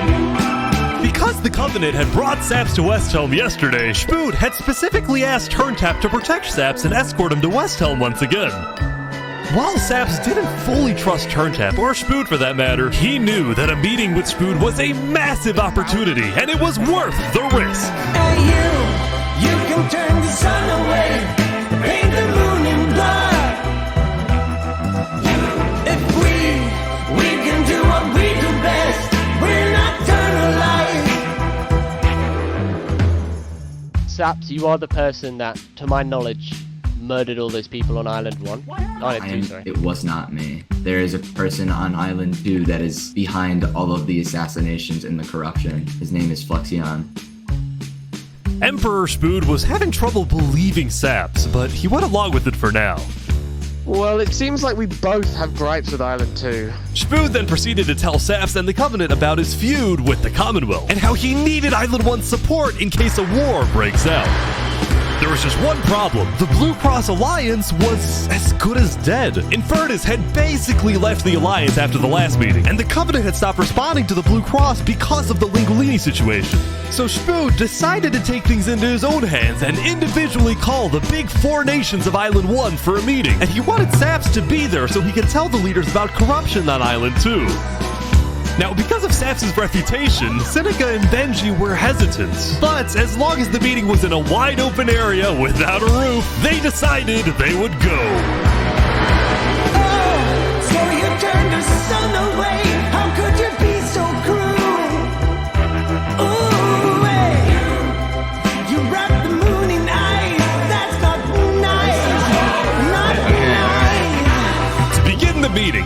first had Saps tell his story. I've been put on trial and sentenced to death for a crime I did not commit. Spood's goal with this meeting was to convince all the leaders that Island 2 was a threat to Island 1. One of my right-hand men was murdered in cold blood by someone in association with the Commonwealth. It's one of the many injustices I've heard about on Island 2, and I want justice. Then, Turntap of the Covenant made his own statement. A few days ago, Covenant was approached by Luminara to speak of a potential trade agreement. Legacy AN approached me in regards to Fluxion, the guy who Saps is claiming killed everyone, which I do believe. Whoa. Apparently, back when the Covenant traded armor trims with Flux, they had also done the same deal with Legacy. And Legacy had voiced concerns to Turntap about Flux's run for leader, including how Flux was demoted from second in command, and rumors that he's paying people diamonds to vote for him. This gave Saps and Spood's stories a little more credibility, which was crucial for getting everyone on board with Westhelm's military proposal, which was, if any nation from Island 2 attacks Island 1, then the entirety of Island 1 must strike back. If all leaders are in agreement to this, please say aye. Aye. Aye. This is for us a problem. Benji was hesitant to join any military alliance because Elysium was the nation of peace, and he knew that his people were opposed to any changes that threatened their peaceful lifestyle. Council might not agree. Do you believe if Saps was at the council meeting, would he potentially have the chance to convince them after telling his story? I think he might. As long as Saps agrees, it's up to you. I mean, yeah. Saps and a few of the others then walked to Elysium on a mission to reunite Island 1.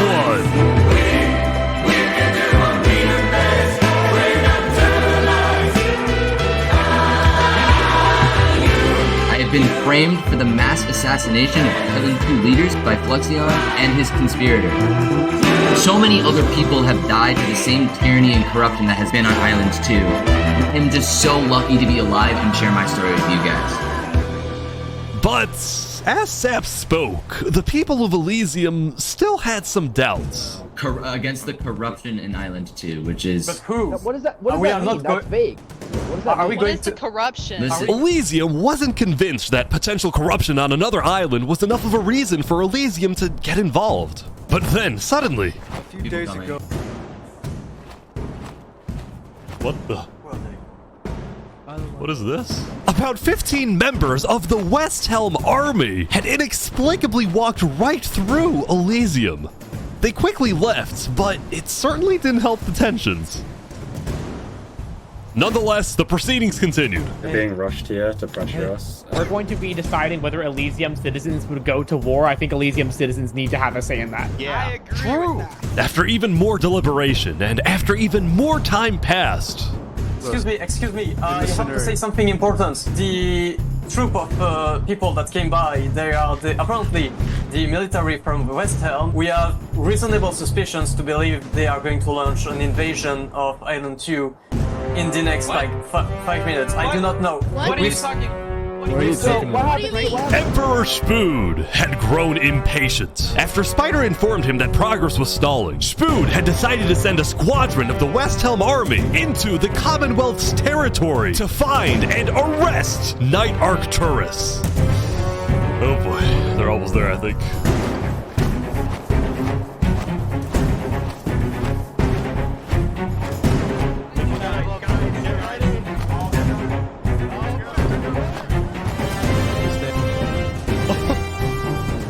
Hello, Ben. We are here peacefully. We're simply looking for a man by the name of Knight_Arcturus. Alright. We don't have him. We do not know where he's at. We have not seen him, nor have we heard from him. We don't have him. Where are they going? Is that it? With their first plan failing, Westhelm went to plan B. Shield wall, shield wall. What the? What's happening, guys? They're forming a shield wall. They're forming a shield wall outside. Everyone leave. We're getting out of here. Yeah. Alright. Everyone bail, bail. The Westhelm squadron had successfully intimidated the Commonwealth leadership into fleeing their own nation. Westhelm then went around, searching every house, every mine, every crevice of the Commonwealth. But ultimately, Knight Arcturus was nowhere to be found.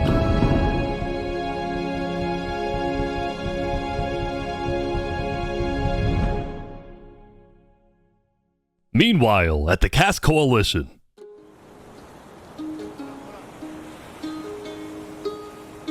Hey, can I run something by you real quick?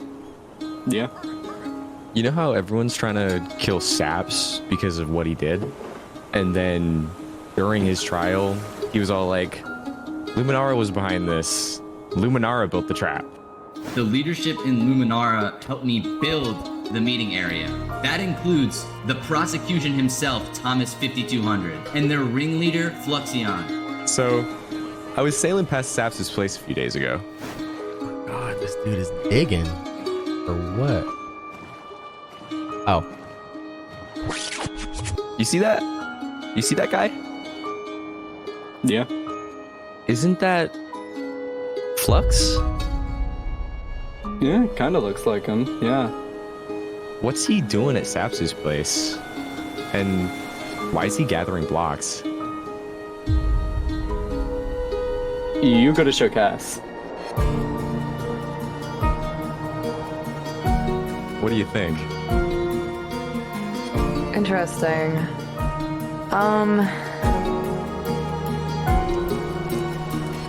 You know what? Go show this to Tricolor. And probably also Perion. I'm on it.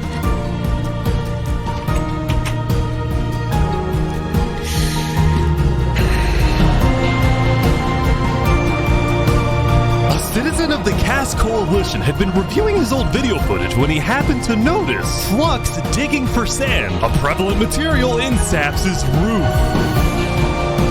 On its own, this wasn't the best evidence. But for some people, it did raise some questions.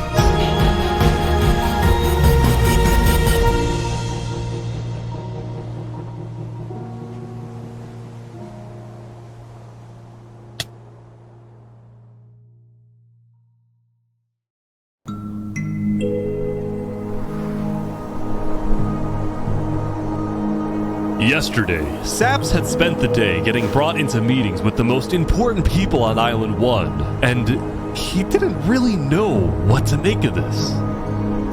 In one sense, he was incredibly lucky to finally have some support. But he also questioned how real this support is, and who he can really trust. See, Saps knew that the Covenant generally did not like the people of Island 2. The Covenant believed that Island 1 was the supreme island with better culture, customs, and traditions. They were also known to be ruthless, having massacred the entire Lingolini Mafia. It's why Saps was suspicious of Turntap's offer to continue protecting him, especially after he ran away. But Saps knew he needed powerful allies as world tensions were ramping up. When Spoon invaded the Commonwealth yesterday, he got a lot of criticism, mostly from his own neighbors who were blindsided by the move. Spoon could have dragged all my people into war. Elysium is a nation of peace. Like that, any hope for a Big Four alliance was basically dead, especially since the other nations were now dealing with problems of their own.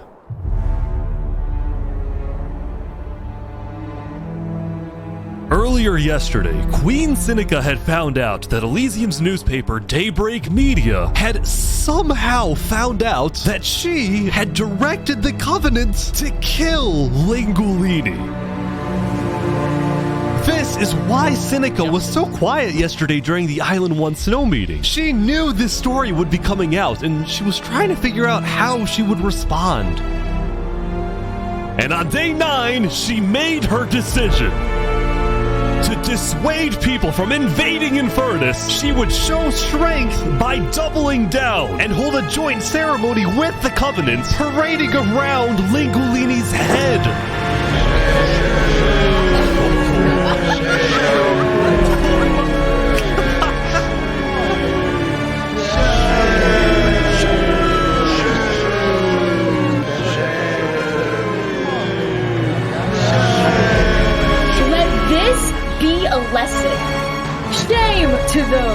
disrespect our volcano.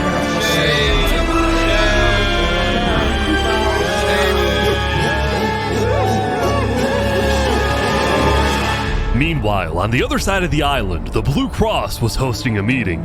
Vietnam, I'm getting word that Infernus is having a ceremony to burn the head of Mario. If I can't get his head back, then it's war. I will put my hands around each and every one. The leaders and representatives then decided that Infernus needed to be punished, and they started discussing whether or not to declare war. But then, not even a minute into the discussion... If everyone is against them, then we are not going to... Benji's dead! Benji's dead. What? Benji, the leader of Elysium, had suddenly died. And before anyone could even ask about what happened, a member of Daybreak Media made a shocking revelation. We know that Benji had been one of the people who made the call to kill Lingolini. What? Apparently, Benji had admitted to Daybreak Media that he, alongside Infernus, had approved the killing of Lingolini. At the time, Benji believed that killing Lingolini would finally resolve the conflict over the volcano and bring peace to the island. But he ended up seriously regretting this decision, so he told Daybreak Media everything, exposed Infernus, and then ended his life.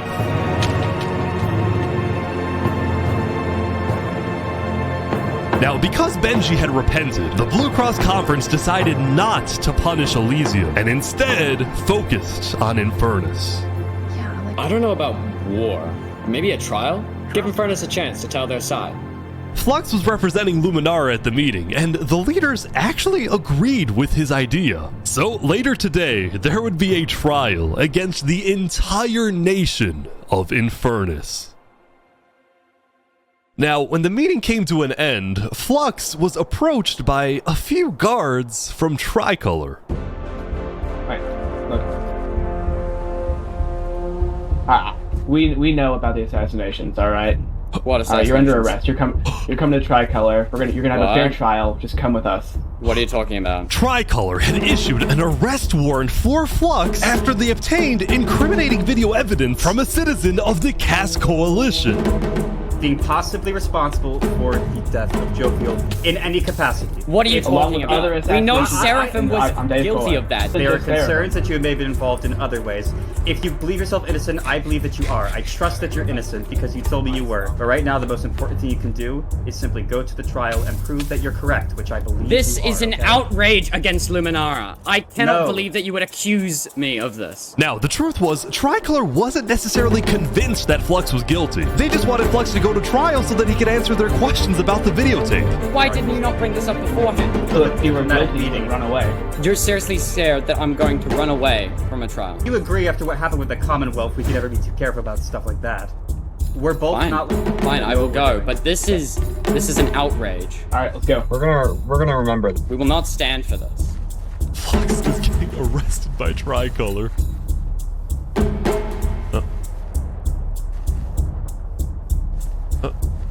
He's like stopping every few seconds. People stop, don't worry about it. The group then passed through Elysium and were about to sail off to Island 2 until...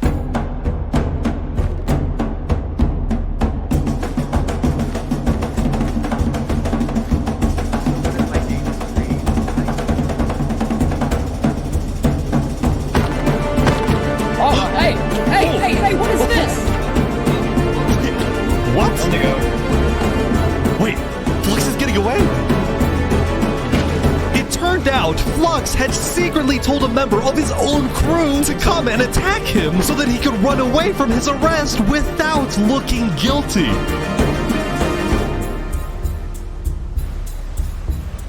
When Flux returned to Luminara, his whole world had flipped upside down. He believed he had covered all his tracks, that he had gotten away with everything. But for now, he had to remain calm and decide on his next move. Legacy. Yeah?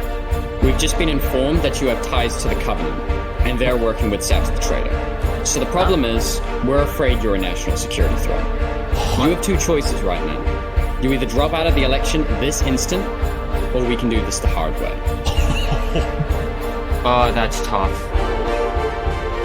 Alright.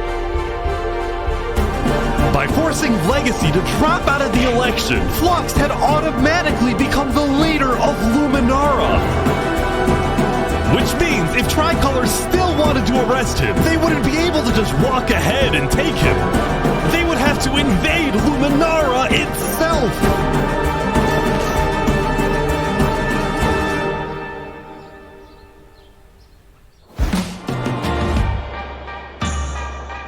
Yesterday, Emperor Spood had caused a lot of chaos with his failed attempt to capture Knight Arcturus. So he spent day 9 repairing relationships, but also forming new ones. For example, earlier, Spood had received a message from a player named Addison27 who wanted to sell Joe Fuel's head in exchange for netherite. Spood accepted the deal, gave Addison a place to meet him at, but then he gave Addison's location straight to Tricolor. Armor. Show us the head. Yeah, there it is. Oh, no. Give it right now. I got it. Now, this actually led to an alliance between West Helm and Tricolor, the first ever multi-island alliance, and a strategic move by Spood to befriend the neighbors of the Commonwealth. Later, Spood also visited the Covenant after he heard about some civil unrest going on. So they all just left, just like that?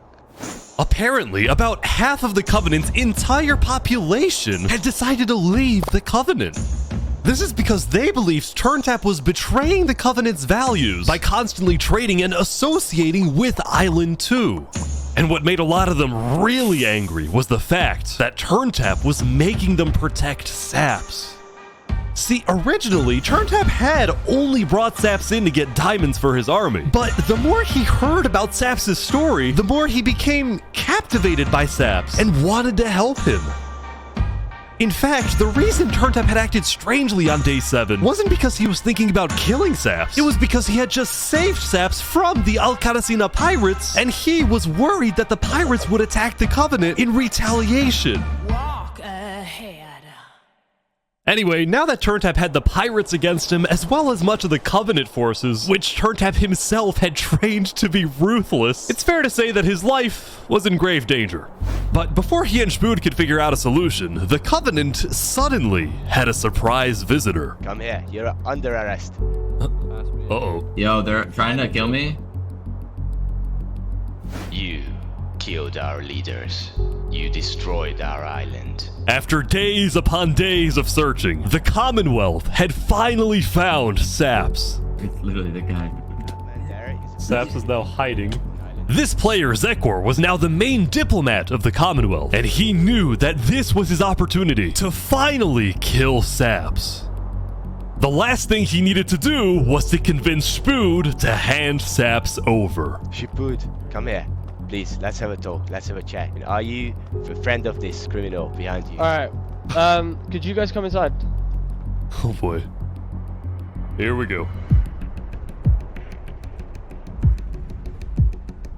We can put all of our fighting behind us. I propose a trade. You give me Saparada, and the Commonwealth gives you Knight Arcturus. Oh wow. RT for Saps.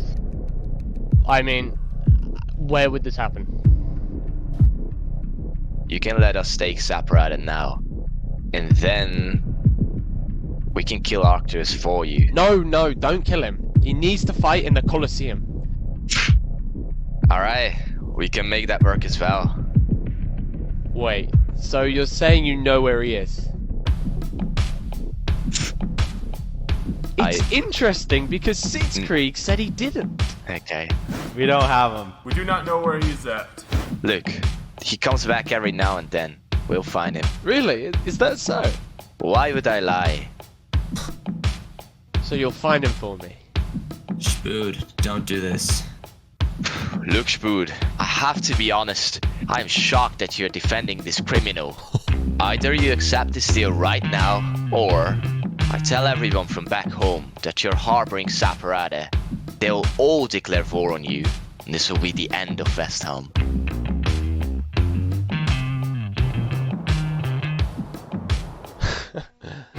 So, just to make the terms of this deal very clear, because I want to be accurate, you expect me to give up an innocent man in exchange for a terrorist? Is that really your offer? He's not innocent.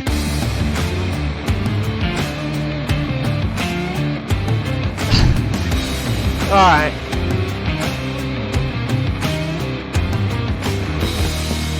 Get out.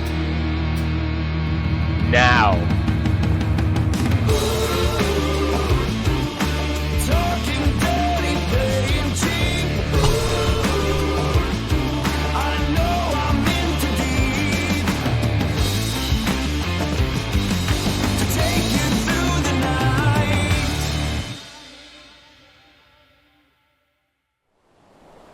Soon, it would be time for the trial of Infernus, which had become a very anticipated event because Seneca had told everyone that she actually planned to attend.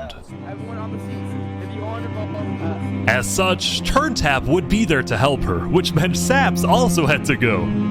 He wanted the Covenant's protection, which would actually come in handy. What? Sap's getting attacked. Oh no. Oh boy, Sap's getting attacked again. The attacker was taken out immediately by the Covenant, but this led to another problem. We need to know whether we should keep Infernus in the area. We are worried about assassinations. Not going in a building, we're having this outside.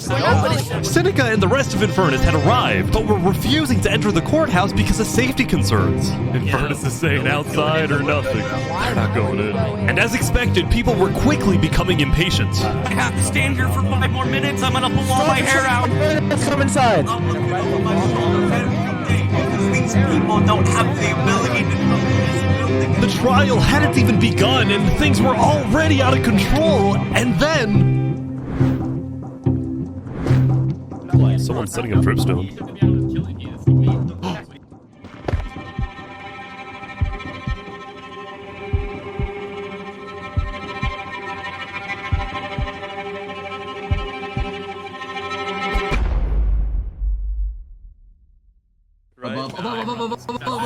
Oh!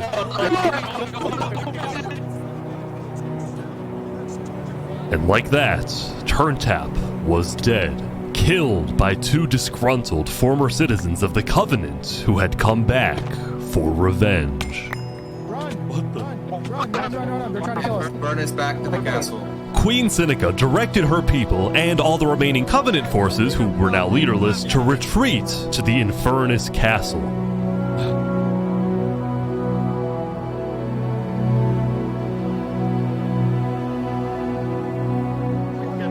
Both Infernus and the Covenant were eventually found guilty of murdering the Lingolini Mafia.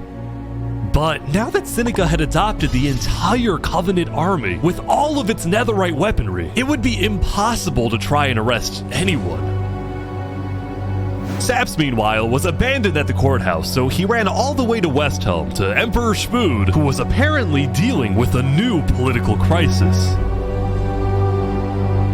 It appeared that Shmood had finally made the Commonwealth mad because, according to a West Helm spy, it looked like the Commonwealth was preparing to go to war.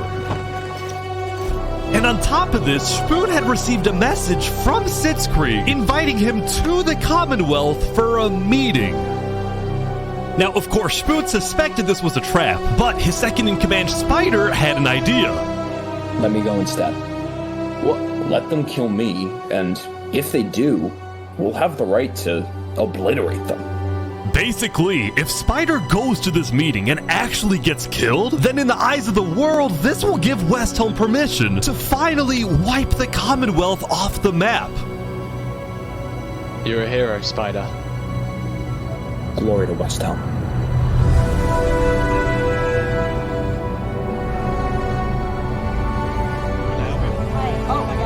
These guys are all waiting for something to happen.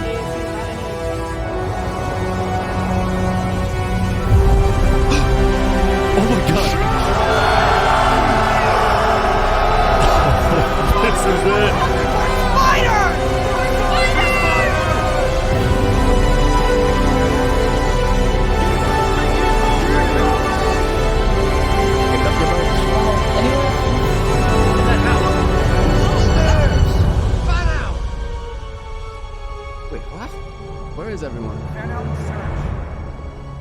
The Commonwealth had been completely abandoned. See, after Zekor's meeting with Spood, Sitzkrieg had tried to rally all of Island 2 against Westhelm, but not a single nation joined him. Throughout its days, the Commonwealth had faced chaos, infighting, global humiliation, and now Sitzkrieg was utterly defeated. So, as a final jab against Westhelm, Sitzkrieg decided to kill Spider before dissolving the Commonwealth once and for all.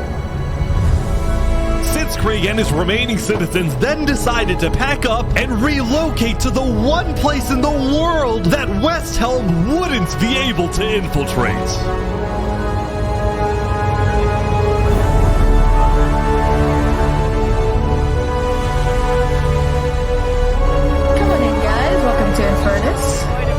Thank you, Seneca. There are so many people. Oh my god.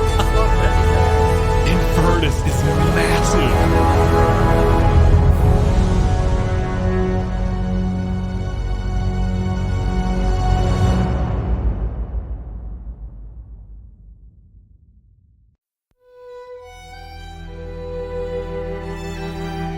Meanwhile, at the Cass Coalition, it was the end of another good day.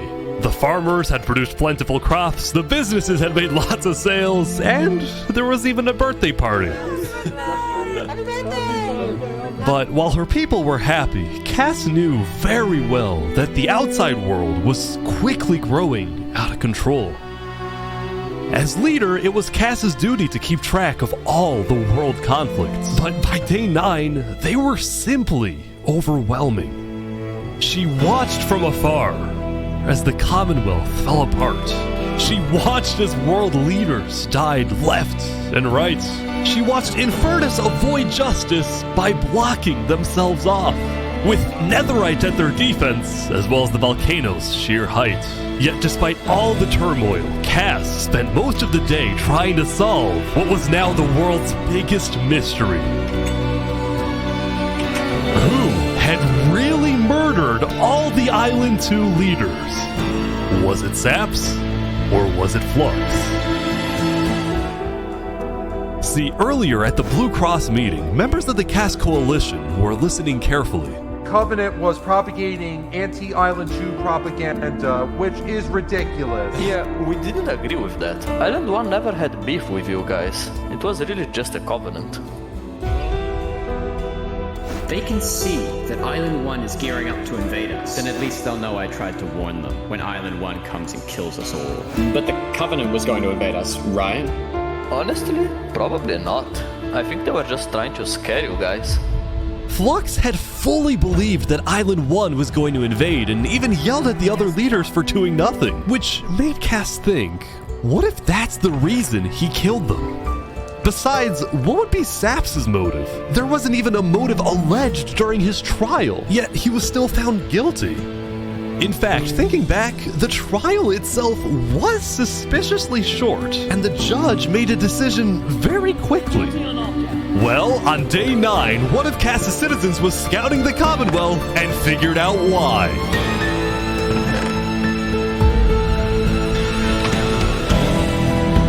Flux had bribed the judge to ensure Saps was found guilty. When Cass discovered this, she immediately called for a meeting with local leaders. It's been Flux this whole time. I'm so mad. He needs to die. I never thought I'd say this, but you have my permission to invade Luminara. Okay, I'll tell my guys to prepare for battle. No, there won't be a battle. We go in, we take him out, we leave. Got it? Sounds good. See? All right, first thing tomorrow.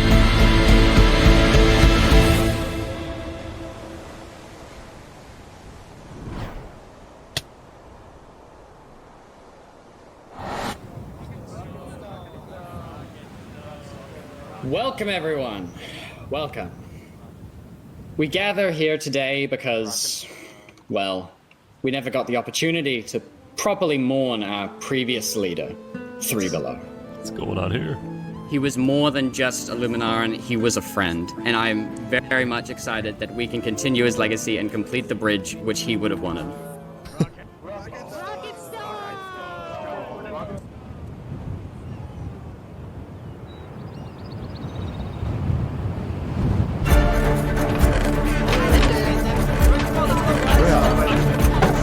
All right, let's go. And so, the Cast Coalition set off on their mission to kill Flux once and for all. On the way, Cast stopped at Aperion to rally their people. We've found the person responsible for the multiple leader assassinations, including the assassination of your own president. Are we ready to fight for Luminara and for justice? The plan was simple. Aperion would invade Luminara from the south, while the Cast Coalition approaches from the sea so that Flux can't escape.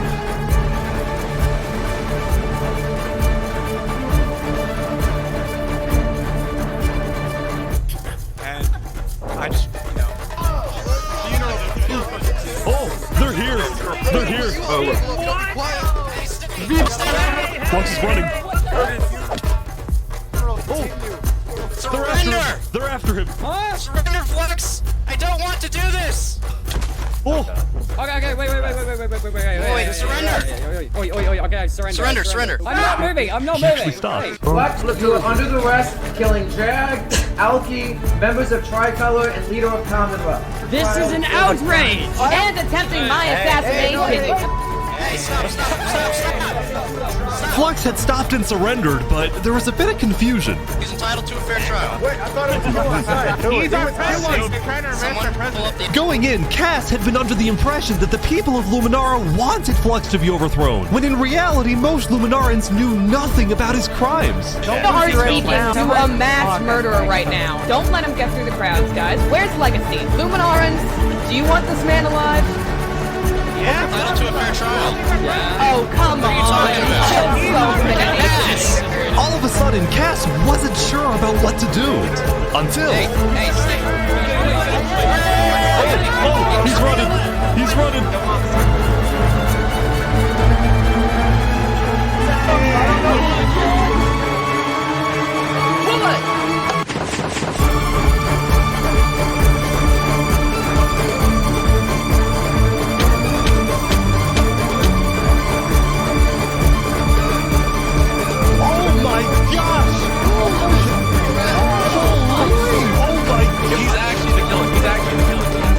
Flux had killed 5 people using a secret trap he had built the day before. This bought him just enough time to escape. You block up behind. That said, Flux knew there'd be a lot of people after him, so when he dug to the surface, he ran straight to the ocean and fled Island 2. Still, Cass and Aperion sent out hit squads to try and hunt Flux down, while Legacy directed the citizens of Luminara to evacuate. I gotta move all of these people over to the Concave Storage Queue because no one is safe in Luminara at the moment. Holy. Like that, Legacy had taken over as leader of Luminara. Cass and Aperion were down 5 citizens, and Flux had gotten away with everything once again.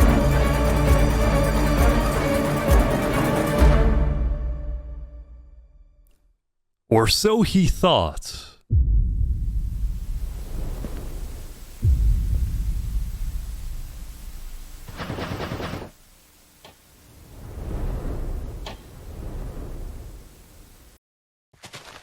I am so confused on what's happening. Oh my god! Oh my god.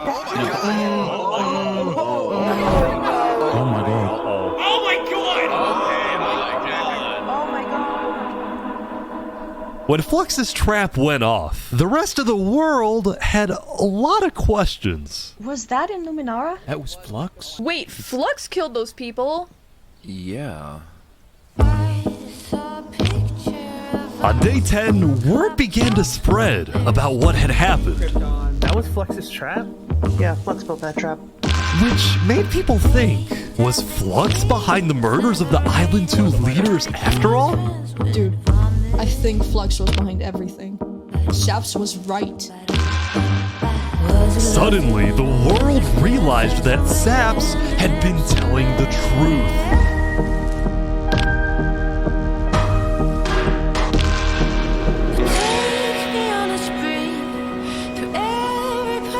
Saps, how do you feel? Dude, finally, I'm so happy. For the first time since he had got into hiding, Saps had been vindicated, proven innocent, and the world was finally on his side.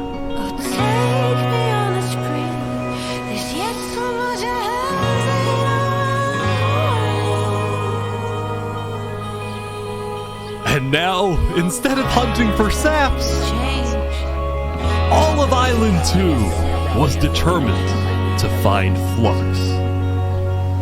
Bro, this is what happens when people want trials. We should have just started killing him. I don't know why anyone stopped in the first place. I would have been the bad guy if I killed him right then and there with everyone yelling, trial, trial. But the search for Flux didn't take long. Someone just saw Flux going up the volcano. Oh, you're kidding. Layer by layer, I didn't know narrowness in my childhood. Queen Seneca had offered Flux refuge at Infernus under the condition that he and his crew build deadly traps all around the volcano perimeter so that nobody can break in. But the rest of the world was unfazed. Yeah, they're gonna pay for what they did. Yep. On day 10, all of Island 2 joined the Tricolor West Helm Alliance and declared war against Infernus.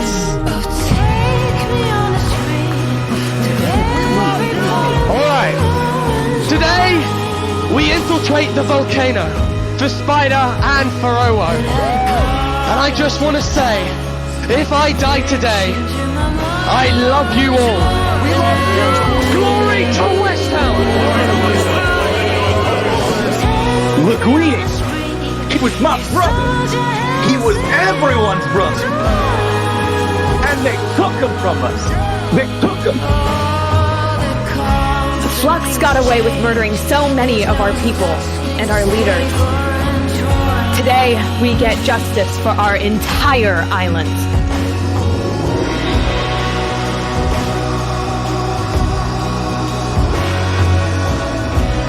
Okay, vamos, amigos, vamos! Alright, everyone in. I'll meet you at the Coliseum.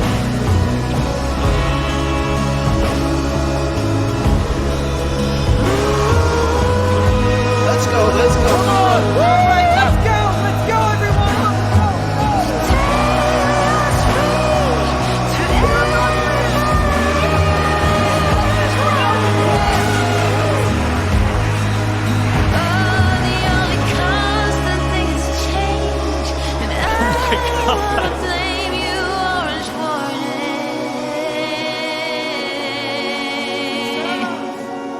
A few days ago, my home was turned into a death trap behind my back.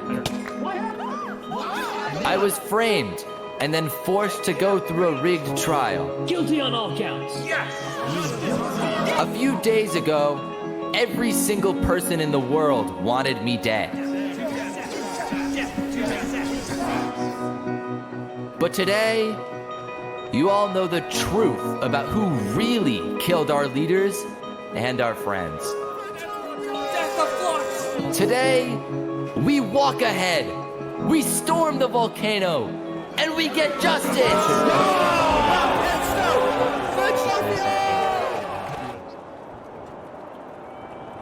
Thank you, Saps.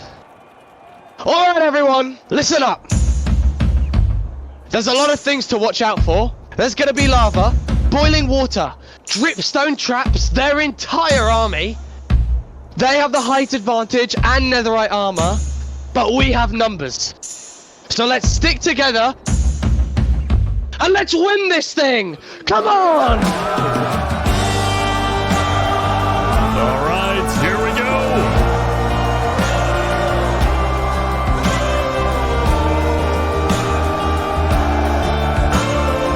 There's so many people. You make me all blind with your civil rights. You demand that I eternize your name. Walk ahead. Oh my God. I think there might be a problem. It's okay, it's good, it's good, it's good. You cover us in shame, and I take the blame. Living by the rules to which high school blues. Walk ahead.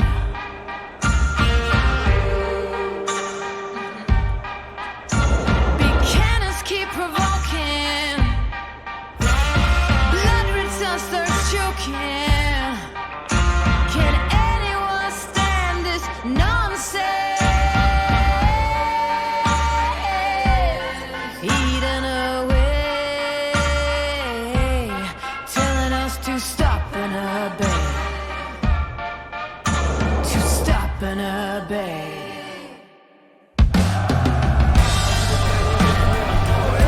They're pouring water on the lava, but the water still burns.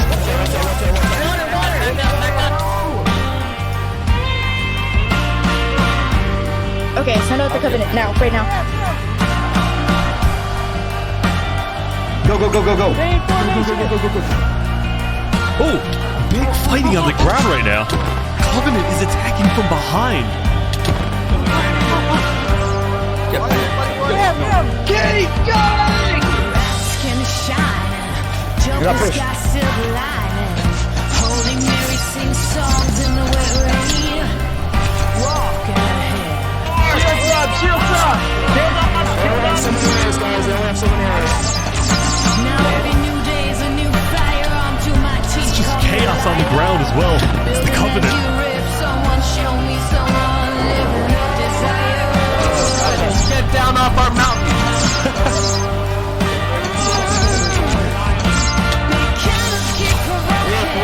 They got it, they got it. Everyone retreat, retreat, retreat. Back to the castle! Anyone stand this nonsense? Beaten away. We broke the bridge! Telling us to stop and obey. The final push, here we go. When this goes wrong, do you know what you wish for?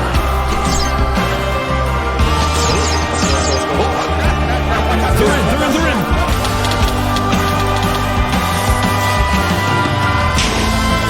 Oh my gosh! Whoa! Look out for the hole. I'll jump in the hole with you guys.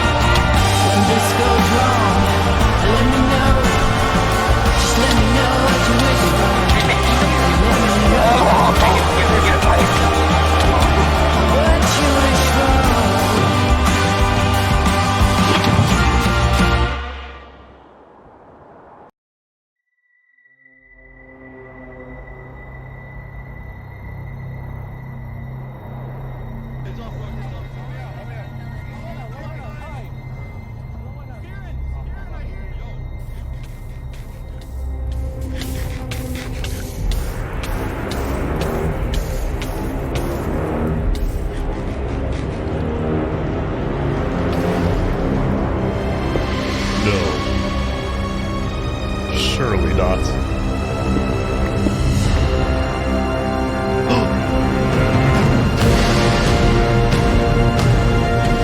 No, of course he has a tunnel. Of course.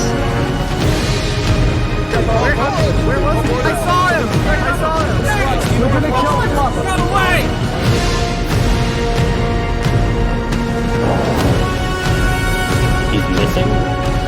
Hold on.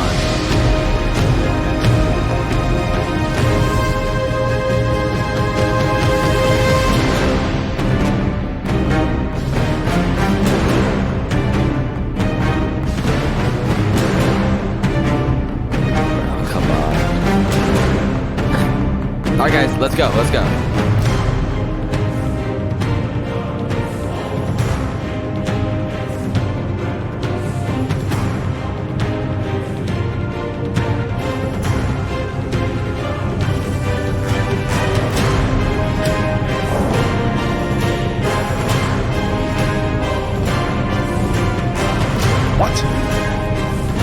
No way.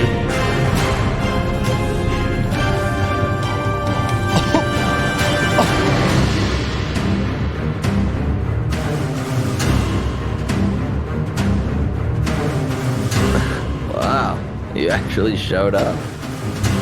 Can't say no to a friend, can I? Let's make this a fair fight, okay? Flux. Look at all these people dying right now because of you. You know, Saps,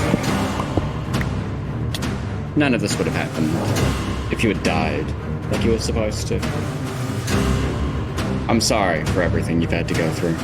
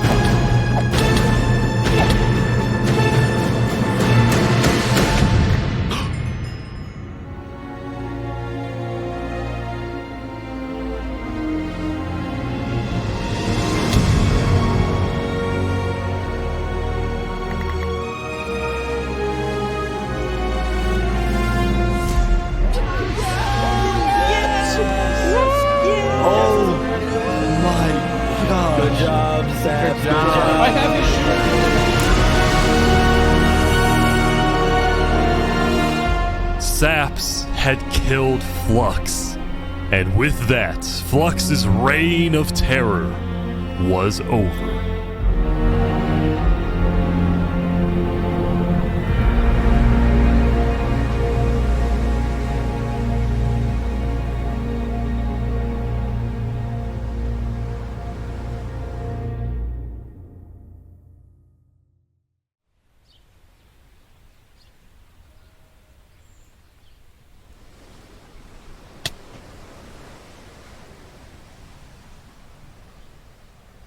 Today, we gather to honor the lives lost in the Battle of Infernus. Since then, I think we haven't felt the same. I know I certainly don't. The Island 2 West Helm Alliance had defeated the Infernus forces, but winning had come at a high cost.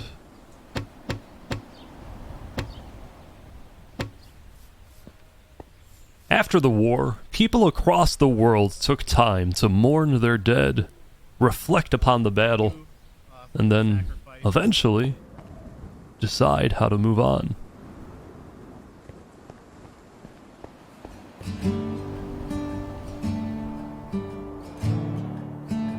Now that Infernus, the Covenant, and the Commonwealth were off the map, there were talks of creating a new world government. But ultimately, it never really materialized, and all the remaining nations just agreed to do their own thing and have peace. In the corner of the crowded Island 1 had taken the brunt of the war. Crops trampled, the big tree scorched, the volcano ravaged. As a result, people across Island 1 struggled after the war. But I'm dead. Some of them joined cults, while others moved to Island 2 in search of a better life. Elysium was fine though. Instead of going to war on day 10, the Nation of Peace had decided to hold a peace festival. And on their shore was something new. A bridge stemming all the way from Luminara.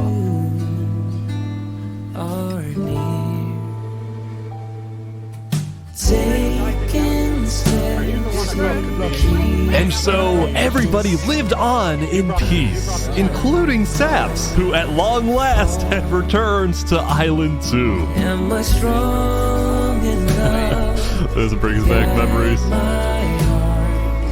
Still, the world wasn't totally conflict-free. The Cass Coalition Bakery was yet to be exposed for causing the death of Wood Daddy. And Knight Arcturus was still in hiding, yet to be found by Westhelm. It's a big world, so it's not a surprise that many stories like these may just never end. But I think there's some beauty in that. Do we all so slowly lose control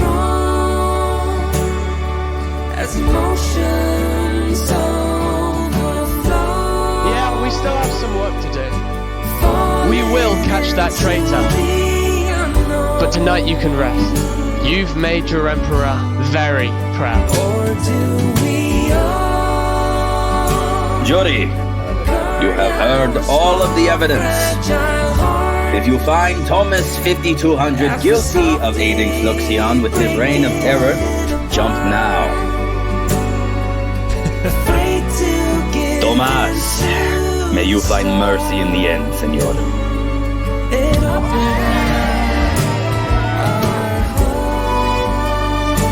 When we first met, I ran away screaming from you because I thought you were gonna blow up my nation and kill all my citizens. But after we talked a little bit for like 5 minutes, I realized you could blow up my nation and kill all my citizens.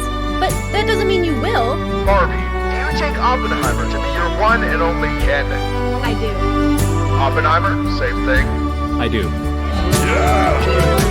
Now, at this time, Barbie and Oppenheimer have requested that instead of rings, they will both exchange something slightly different. If you would please turn your attention to the nuclear bomb that's behind us. 3, 2, 1.